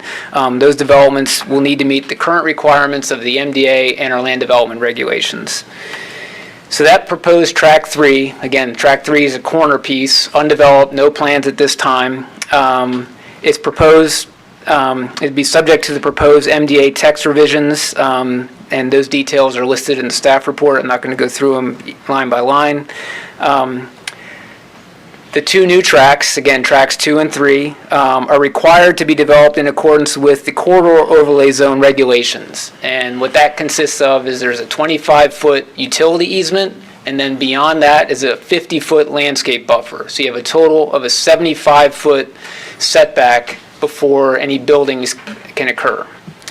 The new tree ordinance that we passed, Ordinance 9-19, will apply to the corner property, Tract 3. However, it does not apply to Tract 2, the property that's immediately adjacent, because they had submitted a conceptual plan with a tree survey before the effective date of our new tree ordinance. Let's see, the MDA added language regarding no burning of vegetation, just something as a standard we've been adding in. This did go to the Planning and Zoning Board on July 1st. They voted to recommend approval at 5-0. Staff does recommend approval. So I hit on some of the key points here. I don't know if you have any questions now or you want to wait for the applicant. Okay. Any member of the commission or the applicant like to question Mr. Fields on his testimony? One quick question, Mr. Mayor. Sure. There is wetland on this property. Yes. Do you know how much, what the percentage is? There's about 3.3 acres of the 5.4, so any impacts of those would need to be mitigated through the Water Management District. Those applications have not been made yet? To my knowledge, no. They must provide clarification. Well, when we get to the applicant's Thanks, presentation, okay. we'll ask We them haven't that. seen them if they have. Okay. Any other members of the commission or applicant? Mr. Fields' testimony? All right, applicant presentation.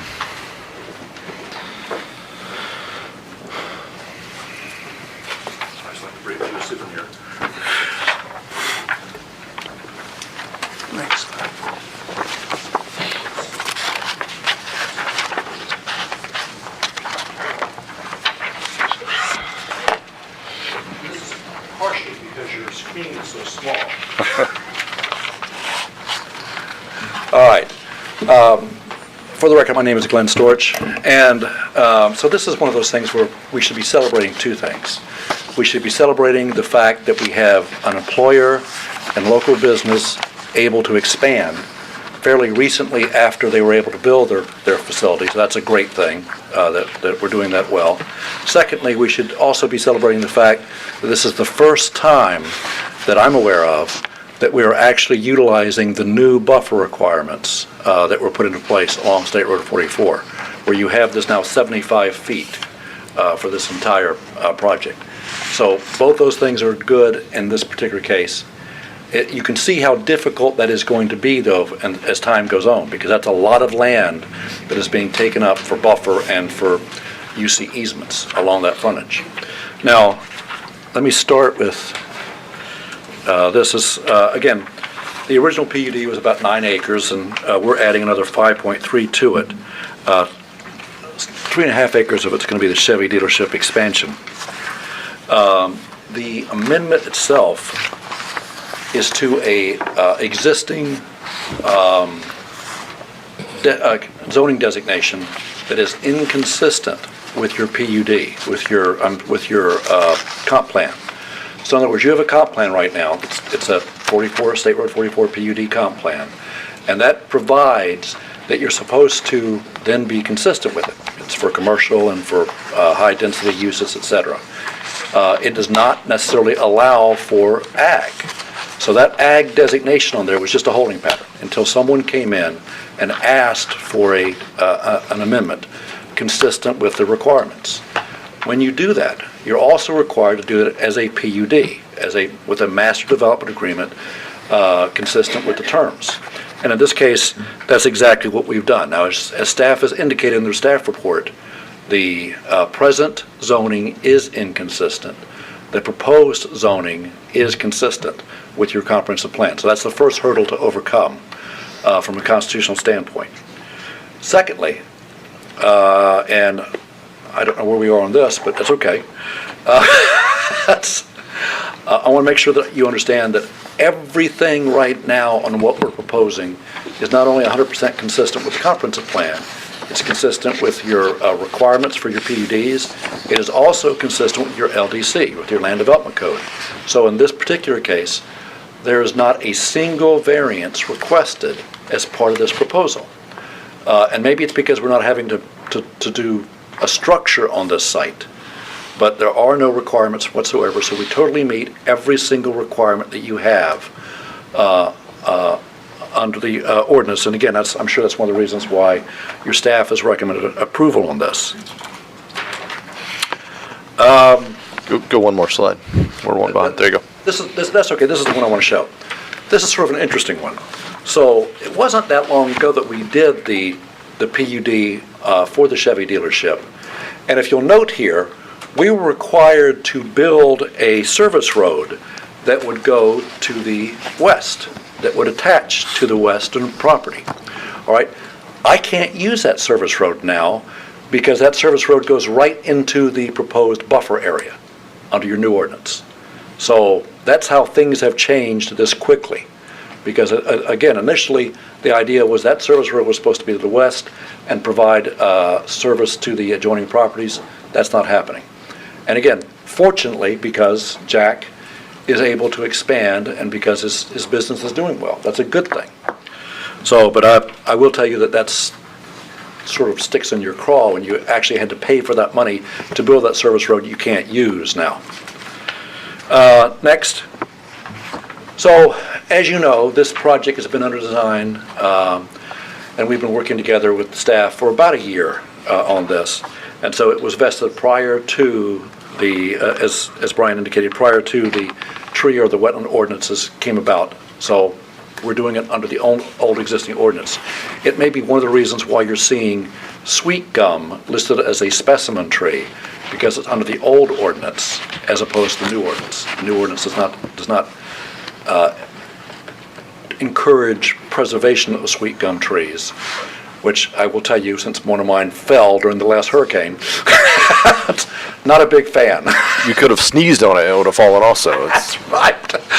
Everything else is great. I mean, I didn't even see the leaves move. Sweet bam. Yeah. Anyway, so the bottom line is, though, that we have a staff recommendation of approval after a long process and after we worked together with staff, and we have a unanimous planning board recommendation of approval. I think we've done everything we could in this case. Now, here's the good part as well. We have a business that needs to expand. That's a great thing. This dealership currently has 75 employees. That's another good thing for this area. I mean, that payroll for those employees is $3.2 million pumped into this area per year just for those employees. This may allow us to expand the employees as well.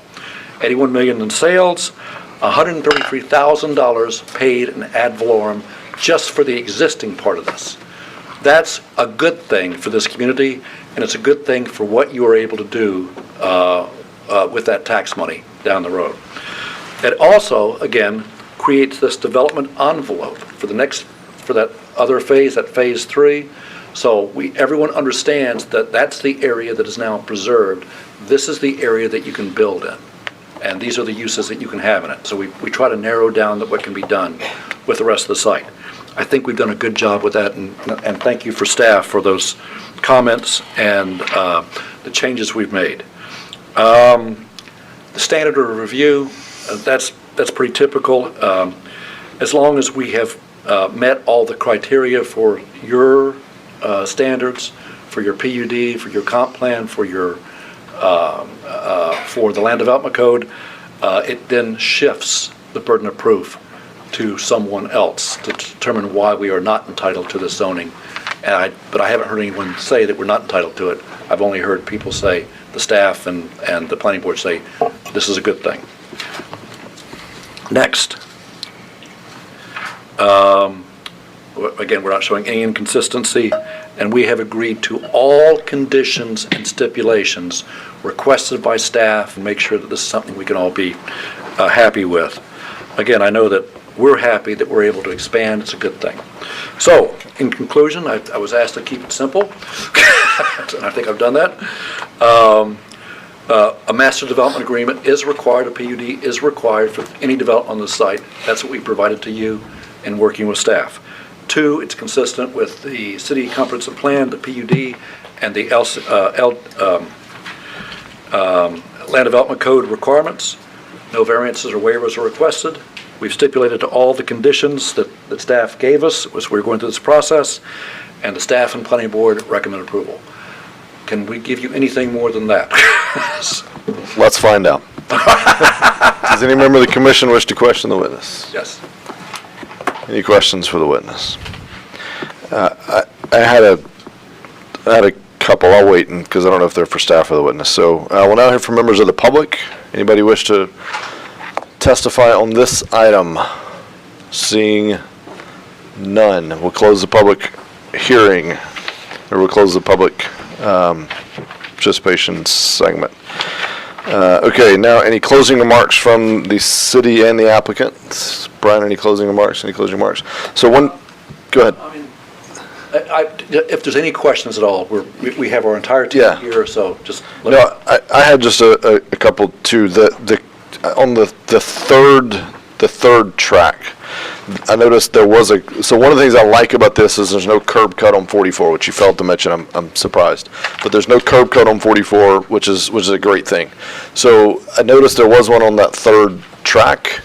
Is that something that is that just kind of penciled in for now, or are we agreeing to that now, or would that be negotiated later? That is penciled in now. However, if that's an exhibit in the PUD and there's some concern about that, that can be penciled out now and revisited at site plan for that property. Okay. I mean, I just didn't want to grant it without knowing if we wanted to do that or not, because I liked that there wasn't on the one.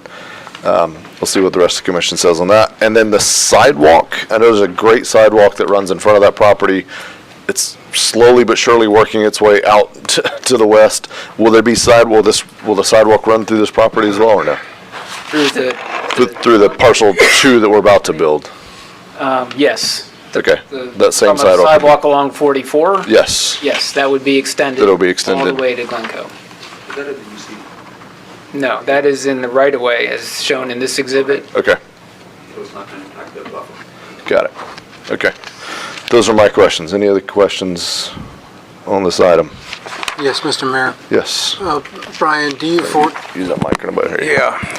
do you foresee any necessity to establish a mitigation bank because we're taking wetlands? They will need to, if they impact the wetlands, they will need to provide mitigation. There's different ways of doing that. Payment into a mitigation bank is one method. We don't currently have a mitigation bank, so they would need to find another one through the Water Management District, would be the normal process. And I wonder if I could address that question also. Sure. Yeah. You know, this is a whole different jurisdiction. So when you are looking at the fact that people are required to impact wetland areas, you have to go through a full-scale permitting process. And that permitting process is with the state, with either St. John's Water Management District or DEP. And sometimes Army, and federal also, sometimes Army Corps of Engineers. So in this particular case, that process will have to take place. Once we are working through the site plan process, I'm sure that's exactly what we'll be doing.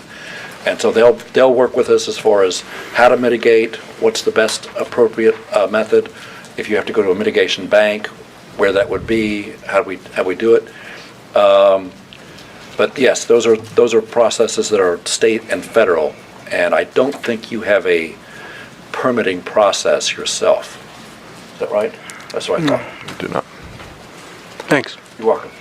Any other questions of staff or of the applicant? Okay, if not, is there a motion to adopt ordinance 63-19? So move. Second. Okay, gentlemen, only point of discussion is, I just go back to that curb cut. I don't know if is that a major concern or issue to the applicant? Or, sorry, I should have brought this up during the. You know, obviously this is something that will be dealt with during site plan for whatever goes in there. The landowner for that part of the process is not here tonight. I really can't make a stipulation as to that, but I will tell you that since, as Brian has indicated, that will be something that will be reviewed there. Leaving it on the plan as it is right now will allow us for at least to discuss it. But I don't think there's a guarantee that we get that curb cut, is that right? Right. And by the way, I should point out that's also going to be an issue with DOT, because this is a state road. So there's a number of issues that would have to go into before you're allowed to have that. Yeah. Okay? Okay. Brian, do you want to add anything to that? I would suggest we remove it from the exhibit. I think if it's in an exhibit in the PUD, it's going to be difficult if we ever decided that it's not something that we want to support. It'd be difficult to extract it, even though it's not a site plan approval.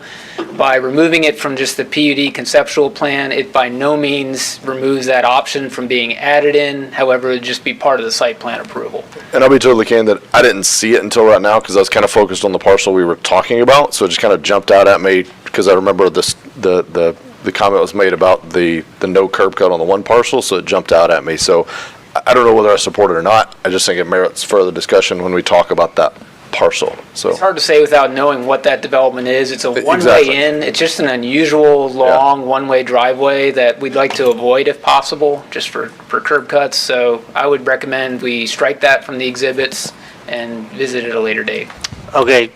Go ahead. Sorry. So I'm off for more discussion at a later date. How's the applicant feel on this? Is this a hardship? Yeah, again, we don't know what's going to be there yet. That's sort of our problem right now. But as long as Brian is, and as long as this commission is saying, we're not prohibiting that this might be something we could look at, I'm okay. Okay. Because again, these are flexible issues that we're going to have to deal with when the time comes anyway. So my intention is not to prohibit it. It's just simply to remove it from the plan. From the plan. And I'll certainly amend that motion to reflect that. Okay, and who seconded that? I did. Do you accept that amendment? I accept it. Okay. Any other discussion on this item? Yeah, on that curb cut issue, even though it is shown on all the documents you submitted, it wasn't included on the pass out you have here. Because again, I wasn't looking at that. I'm right there with you. I yeah. was That's looking fine. at Jack's thing. I know that, it's just not shown on what you I know. handed out. I know, I was only focused on track 2 as well. It just jumped out at me when Brian started talking, so. All right, we had a motion and a second. Again, that amended motion was to approve this rezoning ordinance number 6319, but the amendment was to have staff strike that curb cut, working with the applicant, strike that curb cut on the third parcel. Is that clear to everyone? If it is. And not to remove it from discussion. It can always be added back. So the minutes reflect that it would be removed from the exhibit to be dealt with later. When that, for whatever Down the happens road. on that parcel, whoever's sitting up here at that time can talk about it to their heart's content. All right, City Clerk, if you'd call the roll, please. Commissioner McGurk? Yes. Commissioner Sacks? Just some commentary before my vote. No, hang on. We're in the middle of the vote, though. The time for discussion would have been before that. I'm sorry. I didn't know that we didn't have time for a brief comment before a vote. Well, Is that so? I said earlier, like, any other discussion on this item, and then when I call the vote, I think we need to be in practice of just voting. So I certainly didn't mean to censor you. You know what? I'll oblige you, Mr. Mayor. No. Okay. Commissioner Clody? Yes. Vice Mayor Hartman? Yes. Mayor Owen? Yes. Thank you. Okay, thank you all. Commissioner Sacks, again, I'm not trying to censor No, you. sir, that's I don't want to fine. get in this That's- habit of during the that's vote. okay. We had this at the last meeting as well, commentary during the vote, so. All right. Hey, that was a really cool feature in the Monday Night Football. I was expecting your son to get the. I didn't even know it was going to be there. I was expecting your son to get the highlight. Yeah, no, that was pretty cool. So. Yeah, right. I made it an hour ago. All right. Okay, item 9A, first reading, ordinance 60-19. City Attorney will read the ordinance by title only. Ordinance 6019. Just reading the folder. An ordinance amending the City of New Smyrna Beach Land Development Regulations, creating Article 13, Construction Site Management, establishing construction site management minimum standards to minimize impacts to the neighborhood, providing for codification, providing for conflicting ordinances, providing for severability, and providing an effective date. Okay, second reading and public hearing will be held at the regular City Commission meeting scheduled for October 8th, 2019. Anything to add to that? Any questions? Okay. All right, item 10 was pulled. That gets us to item 11, Mayor and Commission reports. We will begin to my right, Commissioner Colodi. None. Commissioner Sacks. I just would like to thank and commend the Kirk family. They live over near the middle school and the high school, and brought to our attention that we have a tremendous volume of families, moms, dads, who bring their kids in a car, and there was a little bit of a interface between them and the Waste Pro. The situation was handled just in the interest of the safety of the children that go there to school. It's always congested. Waste Pro is willing to work around that so that they're not in danger by the large trucks. And again, the Kirk family are one of the families that really make up a great city in New Smyrna Beach. And speaking of that, I was remiss at the last meeting to not comment and thank the people that I met at the sand pile during the storm. And I'm sure anybody who went out there saw a community come together. I just want to thank people again, because you see people who need help, and you grab your shovel and you go over and help. And I turned around and I looked at my truck, and it was full. It was full of bags, full of sand, and I didn't do that. So that really speaks to the wonderful fellowship of New Smyrnans, and I'm proud and thankful to be a member of this community and have such wonderful, thoughtful neighbors. Thanks. Well said. Thanks. Commissioner McGurk. Yes, thank you, Mayor. I have two more housekeeping issues I'd like to bring up this evening. One is regarding the appointments to the city charter. So there's been a little confusion out in the community, and then I realized there may be some confusion with either myself or exactly what's happening here. My understanding was that we were going to make appointments And that, what we agreed to was each one of us would make 2 appointments, the mayor makes 3. Each commissioner makes 1 in their district and 1 outside the district. But my understanding was these were our appointments, not nominations to be voted on. And so I wanted to clarify that for a couple of different reasons, because I think there's, number one, a lot of confusion out there. And number 2, I think it's important that we actually make this an appointment, not to be voted on, to take the politics, the possibility of politics out of it. So whether or not we need to simply just ratify those that each one of us have appointed may certainly be the case, but I wanted to bring this up to you all to see what you all thought or what your understanding was, because when we talked about appointments, that's my feeling was we were going to pick people and then have them appointed. So thank you, Mayor. Okay. You said there were 2 items, so don't forget your second. Okay, you want me to move on to the next one? No, we can Okay. go through this. No, one. I just won't don't want forget. you Thank to lose your time. Comments on that item. I'll tell you, my thought was in line with yours, and actually I went back to check what was said, and I think we even used I think in the making the motion used the word appointment. So my thought was everyone make their appointment. The risk is I have no clue who you're going to appoint. And so we could have some instances where you appoint somebody that I had planned to appoint, and so that, I'm stuck going deeper in my stack or possibly, going out and looking for someone else.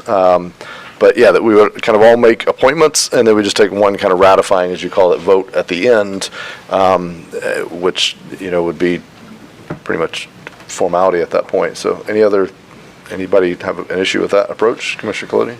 My recommendation was that, as Commissioner McGurk said, these are simply appointments and not to be part of the political issue. I would suggest that, being we're appointing possibly out of our district, that we all come with an extra vote or 2. Yeah. That's it. And my thought, just to keep that kind of as fair and balanced as possible, was to just start at Zone 1 and do it like an NFL or NBA draft, where you go Zone 1 through Zone 4 with 1 pick, and then start back Zone 4 back, and then I'll do all mine at the very end. So, Commissioner, Vice Mayor.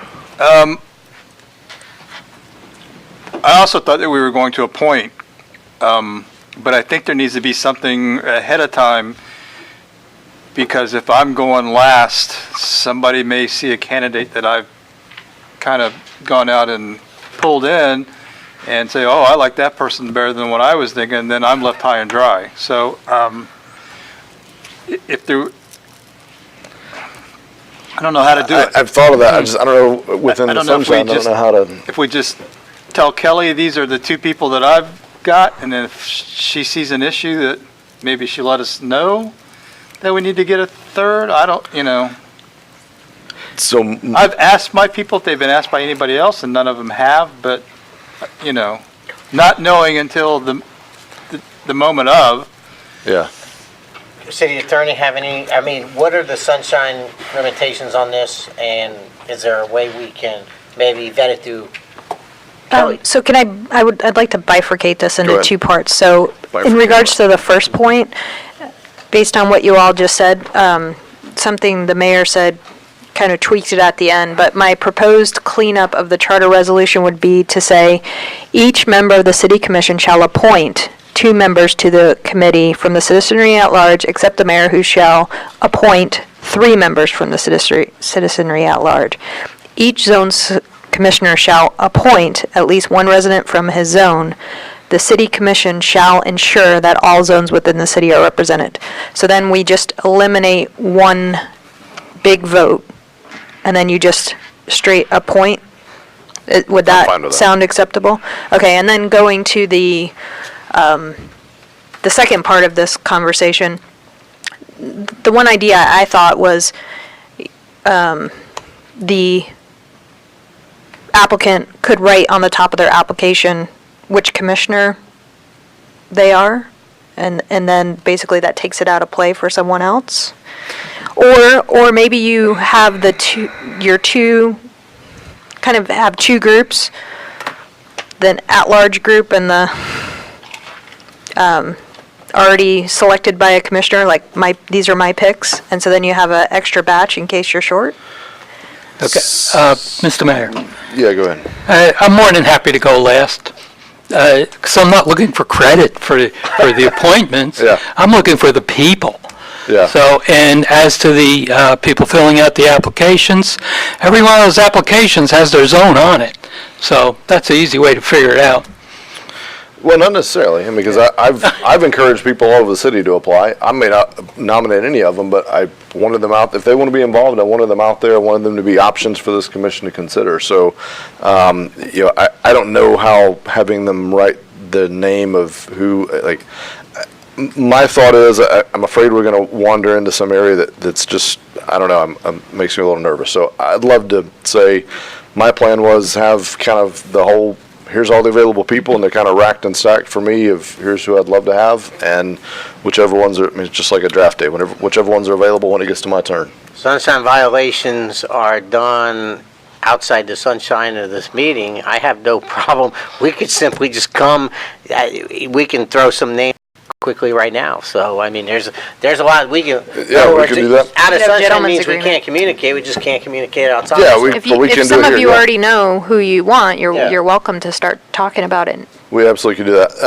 The other thing I was going to say is there's nothing that, we don't have to have this finished necessarily by that meeting. I know we'd like to, but if we get, 8 out of 10 or 8 out of 11 appointed, we still have, by the next meeting, we could get 4 more done. Well, yeah, and what I can do is, I mean, I've picked my 2, and I can simply put down my 2, and I can and then the rest of the commission can go off that, and if whoever's already got some to appoint can say that as we go. Okay. So I could say that tonight, and we can come to the next meeting and kind of. Mr. Mayor? All right. In the interest Yes. of hopefully not rushing through our charter, starting with the appointees, could we not designate our appointees, put it on paper, give it to Kelly, Kelly would give it to Carrie, and we could share it then? Pretty simple, and we could all see who we all appointed, and if there's any overlap, we'd have time to look for another. I actually struggled to look for one of my 2, and then lo and behold, fortunately, they came. So to find a third may be difficult. I just want to make sure we Yeah. have enough time, because there may be some overlap. Carrie, do you want to? I would just say, as long as everyone understands whatever you submit is a public record, so that everyone, it's all transparent, you're welcome to do that. And I can say, hey, make sure you get some extras, and So just keep it very. Who knows who's already, from the applications already in, like if you already got your people in, it sounds like you have. I got 2 people. Vice Mayor, have you got your 2 already in? Yes. No. Thank you. You have one of the 2 already in? I've got 2 commitments, I just don't have one of the applications in yet. Okay, but you think you know who it's going to be? All right. I have. Do you And, think sorry. you have the same thing? Like you know who it's going to be? If Kelly would oblige me, do you know if my appointees have their... So forget if they've applied Basically not. appointing them tonight then. Well, So long as they agree and submit their paperwork. That's, can all see this? she's got that. Commissioner Colodi, where are you at in the process? I have 3. I have like a dozen, so I'm struggling to whittle it down at this point, so. I hate I'm to hoping- say it, but I could trade one. That's what I'm afraid of. This just became. See, I think that the method we selected first is the best way to go about it. And as the mayor said, if we don't get all of them appointed the next We'll time, get we'll get there eventually. I think so. I mean, everything, I just, We're probably overthinking it. Yes. I'd like to, let's keep it out, have 3 or 4 in your deck. Sure. I mean, frankly, if somebody picks my top 3, that's a great thing, because that means I go deeper in my stack. So, that doesn't bother me at all. We can play with the order if people are, if we want to do something different, we can draw straws, I don't care. I'll go last. All right, so we're clear, we're going to do it by, do you need a motion to change your resolution over there, or what do you got? Yes, please tell me that you want this changed. Yeah, well, you want me to go ahead and state it? Yes. Resolution 4719. Yeah, under Section 2 membership, we're going to say each member of the city commission shall appoint 2 members. The language I read before, but it makes it clear that you guys Yeah, are we're gonna appointing and you put it don't need this the way. majority In vote. Section 2 during membership, we're going to replace the word in my motion from nominate to appoint. Got it. Second. And remove the provisions for the nomination by majority vote. Right? Yes. Yeah. Thank you. Okay, so we had a motion. Do you accept that? Second? Yes. Okay. Everyone clear on that motion and what it means and represents? City Clerk, if you'd call the roll on that. Commissioner McGurk? Yes. Commissioner Colodi? Yes. Commissioner Sacks? Yes. Vice Mayor Hartman? Yes. Mayor Owen? Yes. Thank you. All right, nobody take my people. Go ahead. Thank you, Mayor. The second issue I had was interim city manager's contract. I know we moved it up to October, and I was just trying to get clear in my head where it was or whether or not we needed to do something now so we anticipate our October 8th meeting. So I think I didn't want to get to the October 8th meeting and say, okay, here's the month. I kind of wanted to come into that October 8th meeting, kind of moving forward, clicking on all cylinders in terms of what are we doing. I just didn't want to be staring at each other in October saying, okay, here's the month. So we have 2 meetings in October, and if we're going to review a contract, I think I'd like to review it on the 8th, the first meeting, if possible, maybe. I'm not, and then I just didn't want to get one look at the contract necessarily. So I didn't know what everyone's thought was or whether or not we can clarify exactly the procedure we're going to move forward on this. You have anything to add to that before?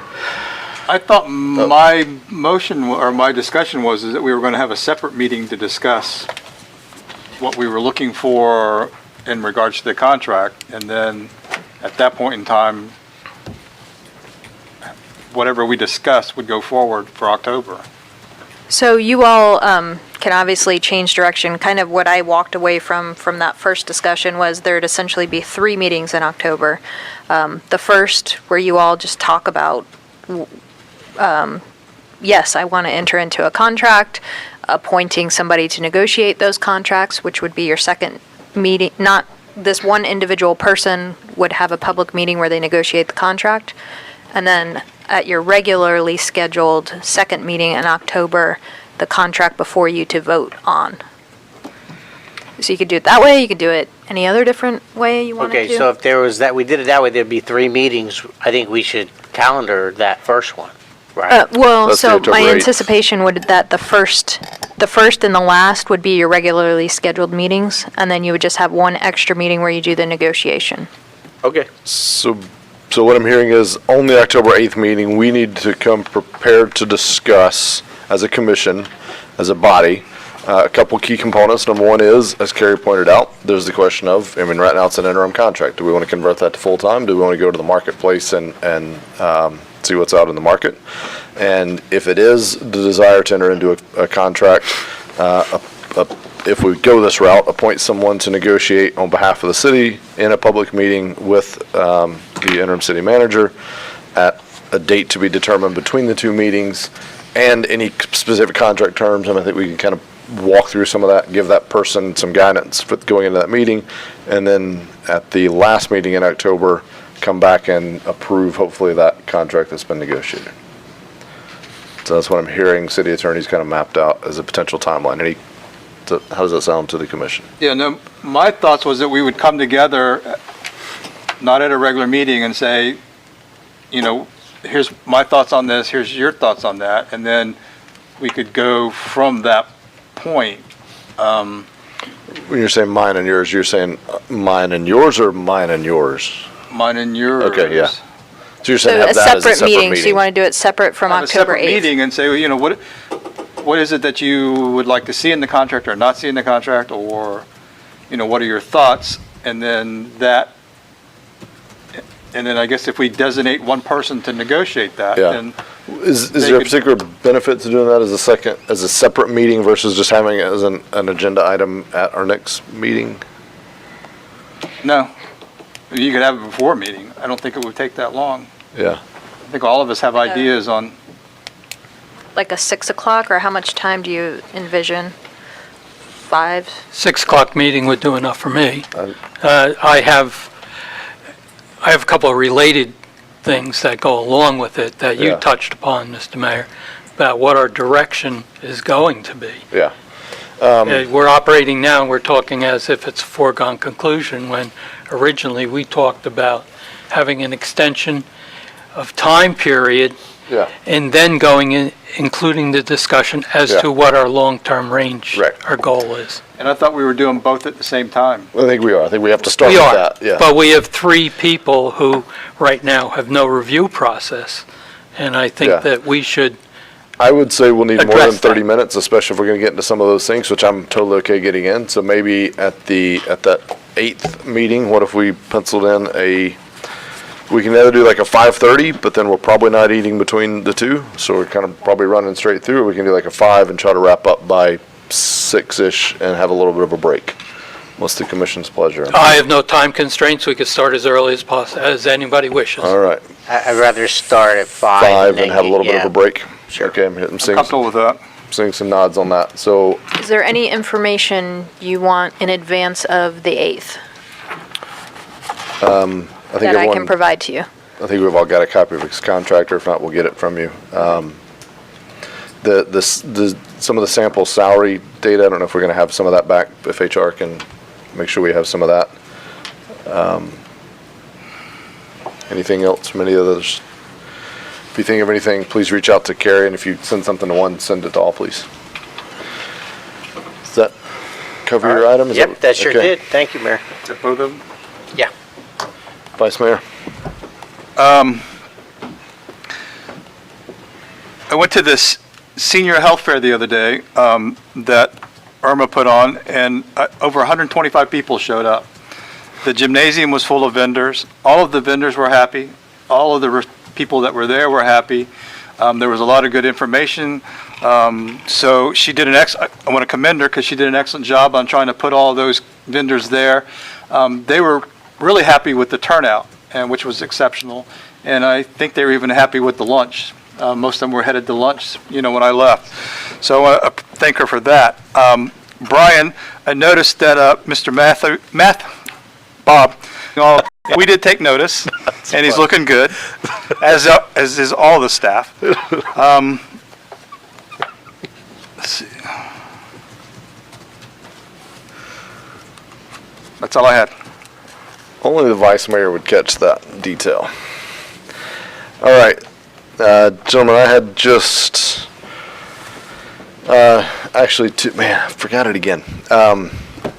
Resigned to run provisions on our advisory board, specifically the Charter Review Board. I meant to bring it up during that discussion, I totally forgot it. I think going back to this item of trying to keep that one particularly, and possibly some of our other ones as free as possible from kind of external influences of kind of general politics that we all deal with. I would love to see a resign to run provision, because that one will probably run right up to an election, or nearby it. So I would love to see some provision in that, which states basically, if you're sitting on that board, you can't, the minute you qualify for a public office, you have to resign from that board and stop taking part in that process. Any thoughts on that? What's the, briefly, quick thoughts on that? Let's no start on that end. objection to that. Any concerns? No objection as long as it's a charter review. I don't. Yeah, Other city just board. charter review, yeah. I mean, I think eventually I'd like to talk about P and Z, but let's start with charter review. My thoughts on that was, and I talked to Carrie about it, is this whole process may be done before qualifying even starts. It So may be. how do you really know? And then, I mean, when I went out and looked for my people, I know that they're not running for an office.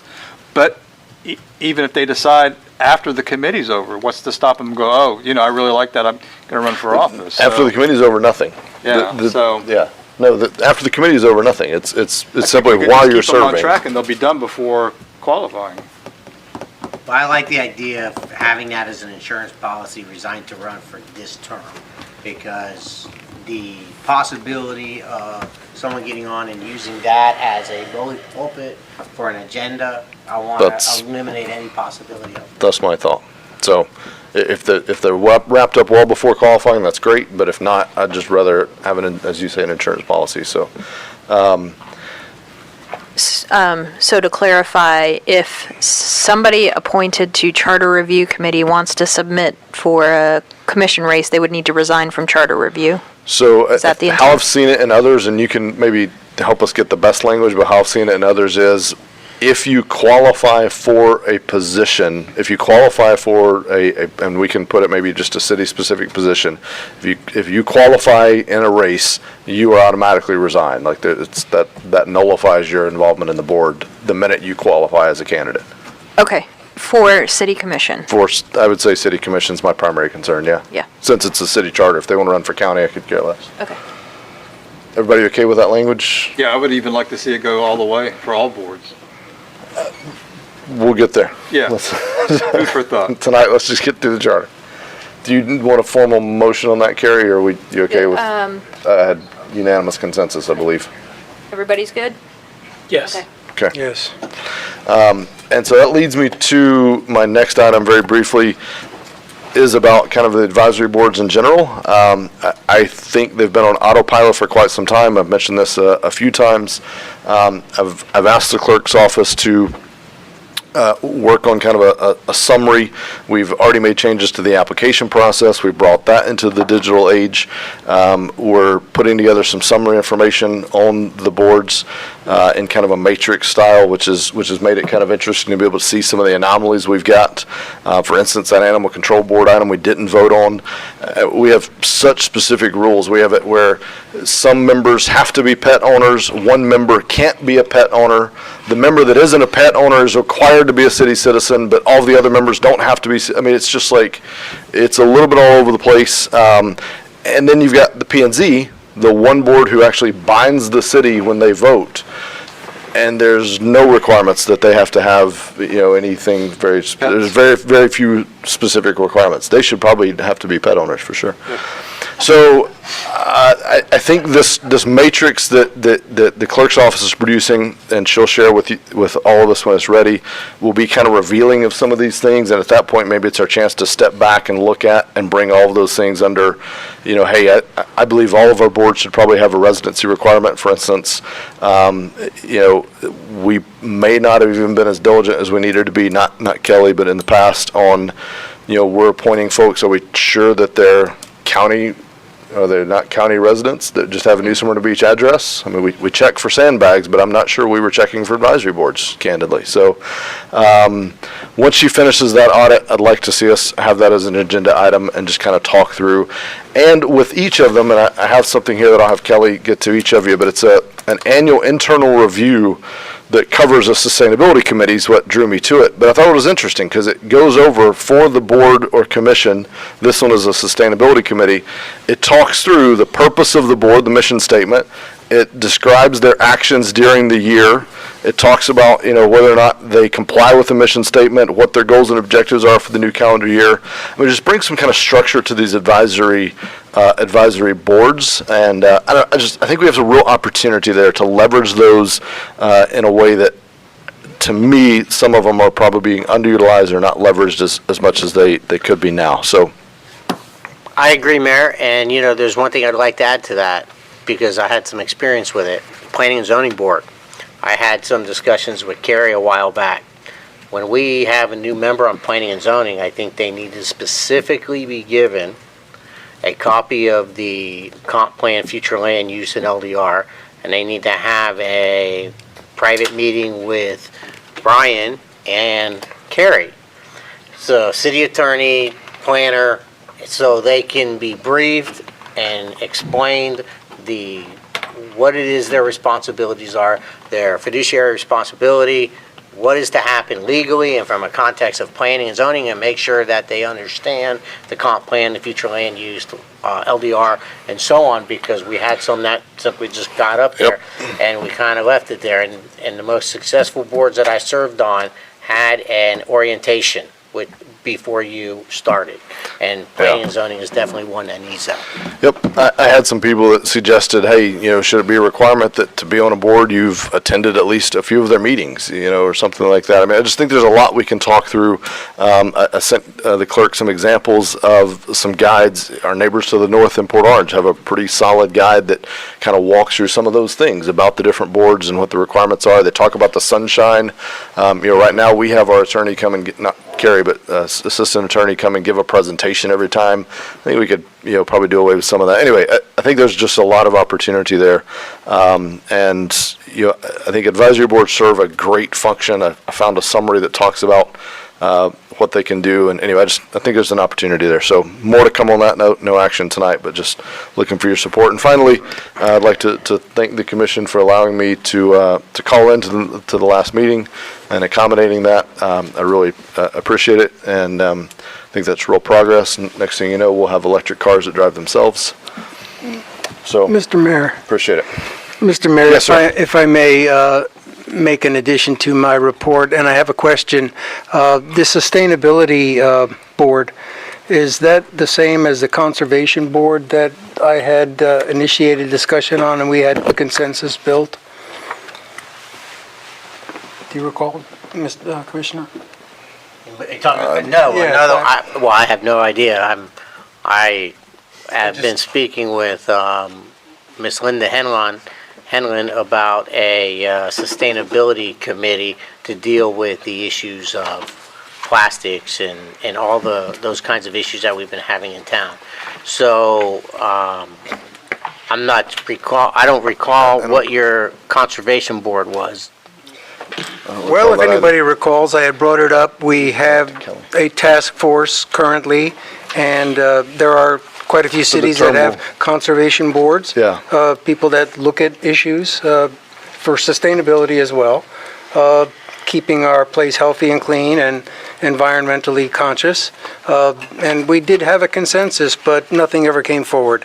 And I'd like, if I have to get a motion to do that, I'll bring that forward. Well, I think maybe we probably are talking about something pretty close.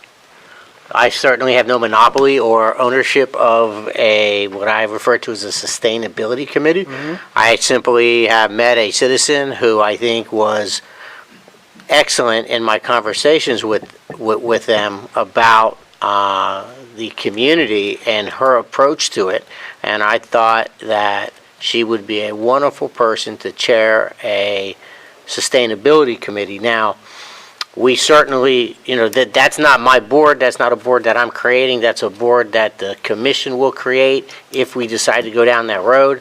All I was simply going to do is bring back some basic ideas and framework, what this looks like. So I would say whether, you bring it at the same time too. In other words, whatever your thoughts are. I think we can work collaboratively to try to put together a sustainability or, what was your word?